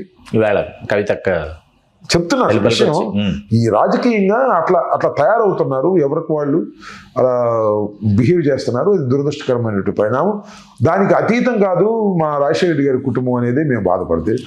89 ఎన్నికల్లో గెలిచి శాసనసభలో కడుగుపెట్టినటువంటి అంబటి రాంబాబు గారు, డాక్టర్ మర్రి చెన్నారెడ్డి గారిని, నేదురుమల్లి జనార్దన్ రెడ్డి గారిని, కోట్ల విజయభాస్కర్ రెడ్డి గారిని ముఖ్యమంత్రులుగా వరుసగా మీరు శాసనసభలో వారితో కలిసి మీరు ప్రయాణం చేస్తుంటారు. అయితే మీ ప్రయాణం మాత్రం మీరు విలక్షణంగా డాక్టర్ వైఎస్ రాజశేఖర రెడ్డి గారితో కలిసి ప్రయాణించాలి, జీవితాంతం వారితోనూ వారి కుటుంబ సభ్యులతోనూ కలిసి మీరు మీ గమనాన్ని ఎంచుకున్న తీరు చాలా ఆనందాన్ని, ఆశ్చర్యాన్ని, మీ విధేయతకి ఒక్కొక్కసారి అద్భుతం అనిపిస్తుంది. ఎందుకంటే క్రియాశీలక రాజకీయాల్లో మిమ్మల్ని నేను ఎంత గౌరవిస్తానో, ఎందుకంటే ఒక కుటుంబానికి నేను విధేయుడిని అంటే మీరు విధేయుడిగానే మీరు కొనసాగుతాం. అట్లాగే వి హనుమంతరావు గారు, రాజీవ్ గాంధీ గారు, ఇందిరాగాంధీ గారు, సోనియా గాంధీ గారు, వాళ్ళకి నేను విధేయుడిని అంటే ఆయన విధేయుడిగానే కొనసాగుతారు. నిమ్మకాయల చినరాజప్ప గారు, నేను తెలుగుదేశం పార్టీలో నా ప్రయాణాన్ని ప్రారంభించాను కాబట్టి ఎన్ని ఒడిదుడుకులు వచ్చినా నేను తెలుగుదేశంతోనే ప్రయాణిస్తాను. అంటే వివిధ పార్టీల్లో విధేయులు ఉన్నారు, లేరని కాదు. మీరు వీరిని ముఖ్యమంత్రులుగా చూసి నేను చెప్పిన మరిచెన్నారెడ్డి గారు, జనార్దన్ రెడ్డి గారు, విజయభాస్కర్ రెడ్డి గారు, రాజశేఖర రెడ్డి గారు, ఏమిటి వీళ్ళలో ఉన్నటువంటి ఆ విలక్షణత ఏంటి? మిమ్మల్ని ఏది రాజశేఖర రెడ్డి గారు ఎక్కువగా ఆకర్షించిన అంశం ఏంటి? ఎందుకు రాజశేఖర రెడ్డి గారితోనే కలిసి ప్రయాణించాలని? పాదయాత్ర కూడా సుదీర్ఘ పాదయాత్ర డాక్టర్ రాజశేఖర రెడ్డి గారితో మీరు, కరుణాకర్ రెడ్డి గారు. దీనిలో రాజశేఖర రెడ్డి గారు అందరికన్నా చాలా విలక్షణమైనటువంటి వ్యక్తిత్వం ఉన్నవాడు సార్, పట్టుదల ఉన్నవాడు. అనుకున్నది సాధించాలనేటువంటి తపన ఉన్నవాడు, పేద ప్రజలకి సహాయం చేయాలనుకునేవాడు. వాళ్ళందరూ కాదని కాదు సుమార్థం, నమ్ముకున్న వాళ్ళ కోసం ఎంత దూరమైనా వెళ్ళే తత్వం కలిగినటువంటి వ్యక్తి డాక్టర్ వైఎస్ రాజశేఖర రెడ్డి గారు. నేను యుక్త వయసులో ఉన్నప్పుడు ఎమ్మెల్యేని అయ్యాను, అంటే 31 సంవత్సరాలు. అసలు 25 సంవత్సరాలు ఉండగానే రాజశేఖర రెడ్డి గారిని ప్రేమించడం మొదలెట్టాం. ఆయన డేర్నెస్ చూసి, మీరు ఆయన డేర్నెస్, ఆయన స్టేట్మెంట్స్ కొద్దిగా ఎక్సెస్గా ఉండే ఈ స్టేట్మెంట్స్, అది వేరే అంశం. అయినా వీ అట్రాక్టెడ్. శాసనసభలో ప్రవేశించిన తర్వాత ఆయన అమ్మటి నడవాలనుకునేది, నడుస్తున్న కొద్దిగా ఆయన చూపించే ప్రేమ చిన్న ప్రేమ కాదు, ఎంత సహచరుడిలాగా చూసేవాడు, ప్రేమగా చూసేవాడు. అట్ ది సేమ్ టైం ఇంకొక విషయం, మీరు కడవని నేను చిన్న కించపరుస్తున్నాను అనుకోవద్దు, కానీ Rajasekhara Reddy is a mass leader, like NT Rama Rao, like Indira Gandhi, like MG Ramachandran. కడవని నాట్ సో. విజయభాస్కర్ రెడ్డి గారు కానీ, చెన్నారెడ్డి గారు కానీ, చెన్నారెడ్డి గారు ఒక హిస్టరీ ఉంది, తెలంగాణ ప్రజా సమిత నేపథ్యం ఉంది. జనార్దన్ రెడ్డి గారు కానీ, వీళ్ళందరూ they are not mass leaders. వాళ్ళని చూసి ఓట్లేరు. ఇందిరాగాంధీ చూసి వీళ్ళకి ఓట్లేస్తే వీళ్ళు ముఖ్యమంత్రులు అవుతారు. బట్ రాజశేఖర రెడ్డిని చూసే ఓట్లేసేటటువంటి సందర్భాలు వచ్చినాయి కాంగ్రెస్ పార్టీలో. అలాంటి లెజెండ్ పర్సనాలిటీ కారణం ఆయన వ్యక్తిత్వం, ఆయన పోరాట పటిమ వల్ల ఆయన వరకు అట్రాక్ట్ అయ్యాం. అట్రాక్ట్ అయ్యి అమ్మటి నడవాలనుకున్నాం. ఆయన చాలాసార్లు కింద పడ్డాడు. ఒకసారి కడపలో అయితే ఓడిపోయాడనే, అప్పుడు 96 ఎన్నికల్లో ఉప ఎన్నికలు ఓడిపోయాడనే కేవీపీ రామచంద్రరావు గారు ఫోన్ చేస్తే ఎత్తడం మానేశాడు. 5445 ఓట్లతో గెలిచారు ఆయన. అప్పుడు కేవీపీ రామచంద్రరావు గారికి మేము ఫోన్ చేస్తుంటే ల్యాండ్ లైన్ ల్యాండ్ లైన్ ఏమైంది ఫోన్, ఆయనకి అర్థం కాక ఫోన్ పక్కన పెట్టేశాడు. ఓడిపోయాడు అనుకున్నాం. కానీ ఓటమి ఎరుగని ధీరుడు. కడవలో అలా కాదే. చెన్నారెడ్డి గారు ఓడిపోయిన సందర్భాలు ఉన్నాయి, విజయభాస్కర్ రెడ్డి గారు ఓడిపోయిన సందర్భాలు ఉన్నాయి, జనార్దన్ రెడ్డి గారు ఓడిపోయిన సందర్భాలు ఉన్నాయి. So is separate. అంతే. దానిలో మీరు ఎన్నిసార్లు ఎన్ని ఆలోచించినా Rajasekhara Reddy is a legend personality. ఆయన ఒక ప్రత్యేక వ్యక్తిత్వం, ఆయన ప్రత్యేకమైన రాజకీయ చరిత్ర కలిగినటువంటి వ్యక్తి. అలాంటి వ్యక్తి వెంట నడిచేటప్పుడు తృప్తిగా ఉంటుంది అనేది అంతే సింపుల్. వాళ్ళు ఏమన్నా వాళ్ళు ద్వేషించడం కాదు, కడవ వాళ్ళందరినీ కూడా. అది ఒక రకమైన తృప్తి. ఆ తృప్తితోనే మన ప్రయాణం ప్రారంభించాం. దురదృష్టవశాత్తు ఆయన మరణించాడు. సరే, ఆయన కుమారుడు వెంట నడిచేటటువంటి అవకాశం కూడా కలిగింది. నేను కూడా చనిపోగానే ఇమీడియట్గా I will go to Jaganmohan. ఎక్కడ ఇంత ఒక్క క్షణం కూడా ఆలోచించకుండా వెళ్ళిపోయింది. ఏంట్రా రాజశేఖర రెడ్డి గారి కుమారుని ఇంత వేధిస్తున్నారు, ఇదంతా దుర్మార్గం అనేటువంటి పద్ధతులు తెలియడం. సరే, కింద పడ్డాం, మీద పడ్డాం, అనేక రకమైన ఇబ్బందులు పెట్టారు మమ్మల్ని. We don't care. మళ్ళీ అధికారం కోల్పోయాం, అధికారం రాలేదు, అయినా డోంట్ కేర్. నడిచి వెళ్తూనే ఉన్నాం. అలాగే వెళ్తాం కూడా. ఇంకా ఎంతకాలమైనా అలాగే వెళ్తాం. బొందిలో ప్రాణం ఉన్నంత వరకే మన జీవితం అలాగే కొనసాగుతుంది. రాంబాబు గారు, 2004-2009 ఎన్నికల్లో కాంగ్రెస్ పార్టీ గుంటూరు పశ్చిమ నియోజకవర్గంలో గెలిచింది. ఆ తర్వాత వైకాపా 3 సార్లు ఓడిపోయినటువంటి నియోజకవర్గం. అక్కడికి మిమ్మల్ని ఇవాళ పంపించడం జరిగింది. గుంటూరు పశ్చిమ నియోజకవర్గంలో అక్కడ ఉన్నటువంటి ఇవాళ ఉన్నటువంటి వరుస సంఘటనల నేపథ్యంలో నెగ్గుకు రాగలనని అనుకుంటున్నారు? ఖచ్చితంగా నెగ్గుకు రాగలనేటువంటి విశ్వాసం ఉంది. ఇంతకుముందు మీరు చెప్పినట్టుగా వైఎస్ఆర్ కాంగ్రెస్ పార్టీ స్థాపించిన తర్వాత 3 ఎన్నికల్లోనూ పార్టీ ఓటమి పాలైంది. 14, 19, 24 3 ఎన్నికల్లోనూ ఓటమి పాలైంది. సరే, మొదటిసారి ఓటమి పాలవటం అనేది 67 సీట్లు వచ్చాయి. ఆ సమయంలో నేను సత్యనపల్లిలో నేను ఓడిపోయాను. మొన్న ఓడిపోవటం అనేది కూడా నేను ఓడిపోయాను, అక్కడ మన రజనమ్మ ఓడిపోయింది. కానీ 2019లో ఓడిపోకూడదు. యేసురత్నం గారు ఓడిపోకూడదు. సరే, యేసురత్నం గారు కూడా జస్ట్ ఒక 3 నెలల ముందు వచ్చాడు. ఆయనకి ముఖ చిత్రం అర్థం కాకపోవటం వల్ల ఓడిపోయాడని నా అభిప్రాయం. సరే, నేనేంటంటే 4 సంవత్సరాల ముందే జగన్మోహన్ రెడ్డి గారు నాకు అక్కడ గ్రీన్ సిగ్నల్ ఇచ్చారు. We are working out. ఆ వర్కింగ్ అవుట్ క్రమంలోనే కదా ఇవన్నీ కూడా నాకు వచ్చిన. నేను దేవాలయానికి వెళ్ళి వస్తుంటే వాళ్ళు ఫ్లెక్సీ అంత ముందు కడితే నేను కాదంటాం, ఇవన్నీ వచ్చినాయి. ఇవన్నీ వీ కెన్ వర్క్అవుట్ దట్. ఖచ్చితంగా గెలుస్తాననే విశ్వాసంతో ముందుకు వెళుతున్నాను. ప్రజలు ఆశీర్వదిస్తారని కూడా నేను అనుకుంటున్నాను. ఆ గుంటూరు ఈ 2కు సంబంధించి నేను కరెక్ట్ అయిన క్యాండిడేట్ అని నేను నమ్ముతున్నాను. ప్రజలను నమ్మించగలనే విశ్వాసం కూడా నాకుంది. చూద్దాం, విలిసి నాకైతే చాలా ఫుల్ కాన్ఫిడెన్స్తో నేను ముందుకు వెళ్తున్నాను. చూద్దాం వాట్ విల్ హ్యాపెన్. సొంత పార్టీలో ఉన్నటువంటి లేళ్ల అప్పిరెడ్డి గారు లాంటి వాళ్ళని ఎట్లా మీరు, ఆయన is not a matter sir. Lella Appireddy గారు కానీ ఆయన వల్లే 3 పర్యాయాలు అక్కడ వైకాపా అభ్యర్థులు ఇవన్నీ ఓటమి చెందుతున్నారు ఆయనకి అనేది రూమర్స్ తప్ప. వైఎస్ఆర్ కాంగ్రెస్ పార్టీ జగన్మోహన్ రెడ్డి గారికి ముఖ్యమంత్రి చేయాలనేటువంటి ప్రజలు కోరుకు వచ్చిన తర్వాత అప్పిరెడ్డి లేదు, అంబటి రాంబాబు లేదు, శ్రీకాంత్ లేదు, ఇంకొకరు లేరు, గెలుస్తాం, దానిలో ఏమి సందేహం లేదు. ఇవన్నీ చిన్న రూమర్స్ తప్ప దానిలో ఫ్యాక్ట్స్ ఏమి లేవు. రాంబాబు గారు, మీ కుటుంబ సభ్యులలో మీ తర్వాత మీ కుమార్తె మీ రాజకీయ వారసురాలుగా అంబటి మౌనిక్ గారిని అభివర్ణిస్తున్నారు ఇవాళ. అంటే వచ్చే ఎన్నికల్లో ఇప్పుడు జగన్మోహన్ రెడ్డి గారు మీకు కుమార్తెకి ఇద్దరికి ప్లేస్మెంట్స్ ఎక్కడ అకామిడేట్ చేస్తారు, ఇంకొక కాన్స్టిట్యున్సీ అన్నది డిస్కషన్ లేదు, అదేం లేదు. సరే, అంటే ఇక్కడ ఇప్పుడు కొన్ని విషయాలు మనకు కూడా ఆశ్చర్యాన్ని కలిగిస్తాయి. నాకు కూడా ఆశ్చర్యాన్ని కలిగించినటువంటి అంశం, మీ తనయ్య అలా నేను ఎప్పుడైతే జైలుకి వెళ్ళానో మా అమ్మాయి మాట్లాడేటటువంటి తీరు కానీ, ఆ సిచ్యువేషన్ హ్యాండిల్ చేసిన అటాక్ చేసినటువంటి విధానం కానీ, నాకు జైల్లో ఉన్నప్పుడు పేపర్లు చూశాను కానీ బయటకు వచ్చిన తర్వాత నేను చూశాను. చాలా మెచ్యూర్డ్గా బిహేవ్ చేసింది. ఎక్కడికి వెళ్ళినా నన్ను 3 ప్రశ్నలు అడుగుతారు, మూడు అభినందనలు ఇస్తారు. ఒకటి మూడు పాయింట్స్ చెప్తారు. ఒకటి ఏంటంటే, అంబటి రాంబాబు గారు మీ ఇంటి మీద దాడి జరగటం కళ్ళారా చూసాం సార్, చాలా అన్యాయం సార్ అని. జైల్లో ఉన్నప్పుడు మీరు రాంబాబు గారు కోర్టుకు వచ్చినప్పుడు మీరు పుష్పాలో లాగా తగ్గేదే లేదని చెప్పారే, అది అద్భుతం సార్ అంటారు. వీటితో పాటుగా మీ అమ్మాయి ఇచ్చినటువంటి లాంగ్వేజ్ అద్భుతంగా ఉంది సార్. ఈ మూడింటిని యాక్సెప్ట్ చేస్తున్నారు ప్రజలు. సరే, ఇప్పుడు రాజకీయాలు అంటారా? ఇప్పుడు నేను ఆల్రెడీ రాజకీయాలు ఉన్నాను, నేను శక్తివంతుడు నేను అనుకుంటున్నాను. సో నేను మళ్ళా మా అమ్మాయికి ఈసారి ఏమీ అవకాశం రాదు. భవిష్యత్తు అంటారా? We will see what will happen. She is proven, బాగా మాట్లాడుతుందని ప్రూవ్ చేసుకుంది.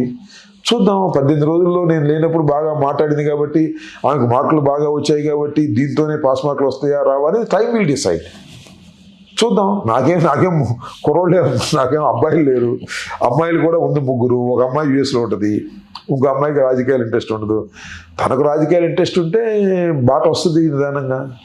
ఇప్పుడు సామాజిక కోణాన్ని, ఇప్పుడు మీ 3 కుమార్తెల్లో 2 అల్లుళ్ళు కమ్మ సామాజిక వర్గానికి చెందిన marriages are made in heaven అనమాట. అంతే, వాళ్ళ ఇష్టం, మనం చేస్తాం.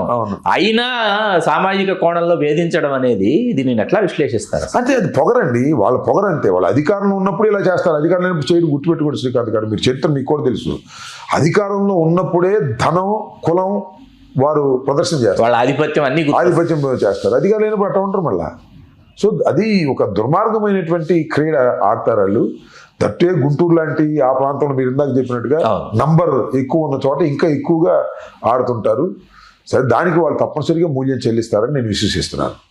జైలు జీవితం 18 రోజులు, ఆ 18 రోజుల్లో మీ మానసిక స్థితి ఏంటి? I don't care sir.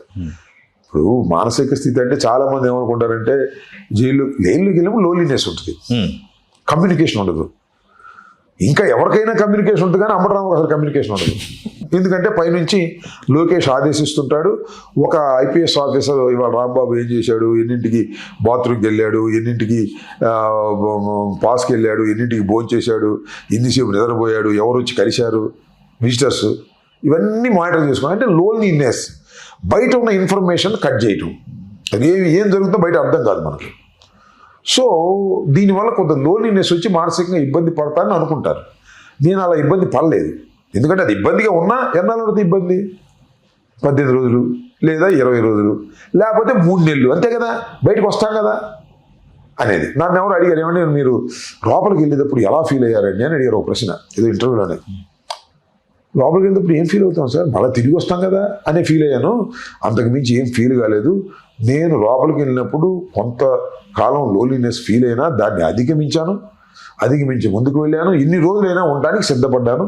అక్కడ ఉన్నటువంటి జైలు మీట్స్ ఉంటారు కదా, వాళ్ళతో కాసేపు కాలక్షేపం చేసే కార్యక్రమం, ఆ భోజనం చేసేటప్పుడు కాలక్షేపం చేయటం, ఇట్లా చేయటం తప్ప ఒక లోన్లీనెస్. పెద్దగా బిజీగా నిరంతరం ప్రపంచంలో ఏం జరుగుతుందో వాట్సాప్ల ద్వారా, టీవీల ద్వారా తెలుసుకుంటూ ఉండేటటువంటి వ్యక్తులుగా ఉన్న మనం ఒక్కసారి చీకటి ప్రపంచంలోకి వెళ్ళిపోయిన తర్వాత కొంత లోన్లీనెస్ ఉన్నప్పటికీ కూడా దాన్ని ధైర్యంగా ఎదుర్కోవాలని నిర్ణయించుకున్నాను, పట్టుదలగా ముందుకు సాగాలని నిర్ణయించుకున్నాను. ఎక్కడ ఏ ఒడిదుడుకులు లేకుండా నా 18 రోజుల జైలు జీవితాన్ని గడిపాను. భవిష్యత్ కార్యాచరణ అంబటి రాంబాబు గారిది ఎలా ఉండబోతోంది? 2 ఒకటి, నాకు అన్యాయం జరిగింది, న్యాయం జరిగేంత కూడా పోరాటం, జగన్మోహన్ రెడ్డి గారి అండదండలతో పోరాటం చేయటం, ఈ కూటమి ప్రభుత్వాన్ని కూల్చి మళ్ళా వైఎస్ఆర్ కాంగ్రెస్ పార్టీని, జగన్మోహన్ రెడ్డి గారిని అధికారంలో తీసుకురావటం. ఈ 2 నా ముందున్నటువంటి ప్రధానమైన కర్తవ్యాలుగా భావిస్తున్నాను. ఆ 2 కనపడితే నాకు ఇదేది కనపడదు. అర్జునుడికి చేప పక్షి కన్ను కనపడ్డట్టుగా నాకు ఆ 2 కనపడితే 2 కనపడేది. మరింతగా జగన్మోహన్ రెడ్డి గారు పార్టీ శ్రేణులకు చేరువు కావాలి అంటున్నటువంటి రాజకీయ విశ్లేషకుల మాటతో మీరు ఏకీభవిస్తారు? ఆయన దూరంగా ఉన్నారు, మరింత చేరువ కావాలి. ఇవాళ లోటస్ పాండ్కి తన కార్యక్షేత్రంగా లోటస్ పాండ్ని చేసుకుంటున్నారు. అట్లాగే వచ్చే సంవత్సరం నుంచి పాదయాత్ర మొదలు పెడతానని అంటున్నారు. ఆయన పాదయాత్రలో ఆయన అడుగులో అడుగు కదుపుతూ ముందుకు సాగుతారా? నేనా? మీరు నాకు వయసు కోఆపరేట్ చేయాలి, లేకపోతే నడుస్తా. కానీ అప్పుడంటే రాజశేఖర రెడ్డి గారి టైంలో ప్రజాప్రస్థానం, అప్పుడంటే వయసులో ఉన్నాం, బీపీ లేదు, షుగర్ లేదు, వీకెండ్. కానీ ఇప్పుడు వెళ్ళలేము. ఒకటి, జగన్మోహన్ రెడ్డి గారు ప్రజలకు మరింత చేరువు కావాలి అనేది ఒక నిరంతరమైన డిమాండ్. అది మీరు గుర్తుపెట్టుకోండి. ఎంత చేరువైనా అవ్వాల్సిందే ఇంకా. కానీ ఈ సచిన్ లీడర్, ప్రతి వ్యక్తి ఆయనతో ఫోటో దిగాలనేటువంటి కోరిక ఆ రోజు లేవు. మేము రాజశేఖర్ గారి టైంలో ఉన్నప్పుడు కానీ ఇంకో టైంలో కానీ ఈ సెల్ఫీలు లేవు, ఈ ఫోటోలు లేవు. ఇవాళ అన్ని చేతుల్లోకి వచ్చేసినాయి. కాబట్టి జగన్మోహన్ రెడ్డి గారు మరింత దగ్గర కావాలని, జగన్మోహన్ రెడ్డి గారిని రోజు చూడాలని. ఎంత భయంకరంగా ఉంటుందంటే, నిన్న వచ్చినాడు మళ్ళీ రేపు వస్తాడు జగన్మోహన్ రెడ్డి గారితో ఫోటో దిగాలని. నిన్న వచ్చినాడే అంటే ఆ రకమైనటువంటి ఒక ఫాలోయింగ్ జగన్మోహన్ రెడ్డి గారికి ఉంది. అది ఎడారిలో వయస్సులాగా ఎంతమందిని ఆయన కలుసుకున్నా, ఎంతమందితో ప్రయాణం చేసినా, ఎంత చేరువైనా ఇంకా చేరువు కావాలి, ఇంకా ఎక్కువ మందిని కలవాలి, ఇంకా ప్రజలకు సన్నిహితం కావాలి అనుకోవడం అనేది సహజం. అది ఆయనకున్నటువంటి ఇమేజ్కి సంబంధించిన అంశంగా నేను భావిస్తూ ఆయన నిరంతరం కలుస్తూనే ఉన్నాడు. 2-3 గంటల సేపు అలాగే నుంచుని ఫోటోలు దిగుతుంటాడు ఆయన. మీరు ఆశ్చర్యపోతారు. 2-3 గంటల సేపు అలాగే నుంచుని కాళ్ళు నొప్పులు పుట్టినా ఫోటో దిగుతాడు, నవ్వుతాడు, సెల్ఫీ తీస్తాడు, పంపిస్తాడు, ఇట్లా చేస్తుంటాడు. ఇంకా ఏదో ఇది చూసి ఇంకా కావాలి, ఇంకా కావాలి, ఇంకా నేను దిగాలి చాలా మంది ఉంటారు. నా దగ్గరికి వచ్చి, ఏమండి మమ్మల్ని ఒకసారి జగన్మోహన్ రెడ్డి గారి దగ్గరికి తీసుకెళ్ళండి సార్, ఒక ఫోటో తీసిన సార్ అంటారు. నాకు కష్టం అవుతుంది అది. అలా తీయించాలంటే వెళ్ళి అక్కడే కూర్చోవాలి, నేను వాళ్ళందరినీ గ్యాదర్ చేసుకుని ఎన్ని బోల్డ్ అంత ఇబ్బందులు ఉన్నాయి దానిలో. సరే, ఇంకా ఒకసారి పాదయాత్రకు వచ్చిన తర్వాత ఆ డిమాండ్ కొంత తగ్గిద్దని నేను అనుకుంటున్నాను. చూద్దాం. సార్, ముందే అడుగుతున్నాను అని అనుకోకపోతే ఇంకా 8 నెలల సమయం ఉంది సంక్రాంతికి.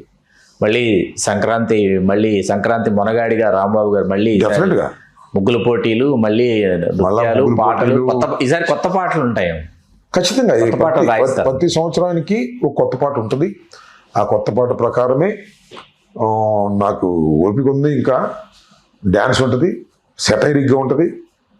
వైఎస్ఆర్ కాంగ్రెస్ పార్టీ కార్యకర్తల్ని, న్యూట్రల్స్ని ఉత్సాహపరిచే విధంగా ఉంటుంది. అది ప్లాన్ చేద్దాం, ఇంకా టైం ఉందిగా. అద్భుతం. అవి అంబటి రాంబాబు గారు తెలుగు రాజ్యం ప్రేక్షకులకి వారి అంతరంగ ఆవిష్కారాన్ని వారు ఆవిష్కృతం చేశారు. మిమ్మల్ని ఎంతగానో ఆలోచింపజేస్తుందని, మళ్ళీ మరొక కీలకమైనటువంటి అంతరంగ ఆవిష్కారాన్ని మీకు అందిస్తానని సవినయంగా తెలియజేస్తూ మీ చెల్లెగట్టు శ్రీకాంత్ కుమార్. చాలా సంతోషం రాంబాబు. నమస్తే శ్రీకాంత్ గారు. నమస్తే.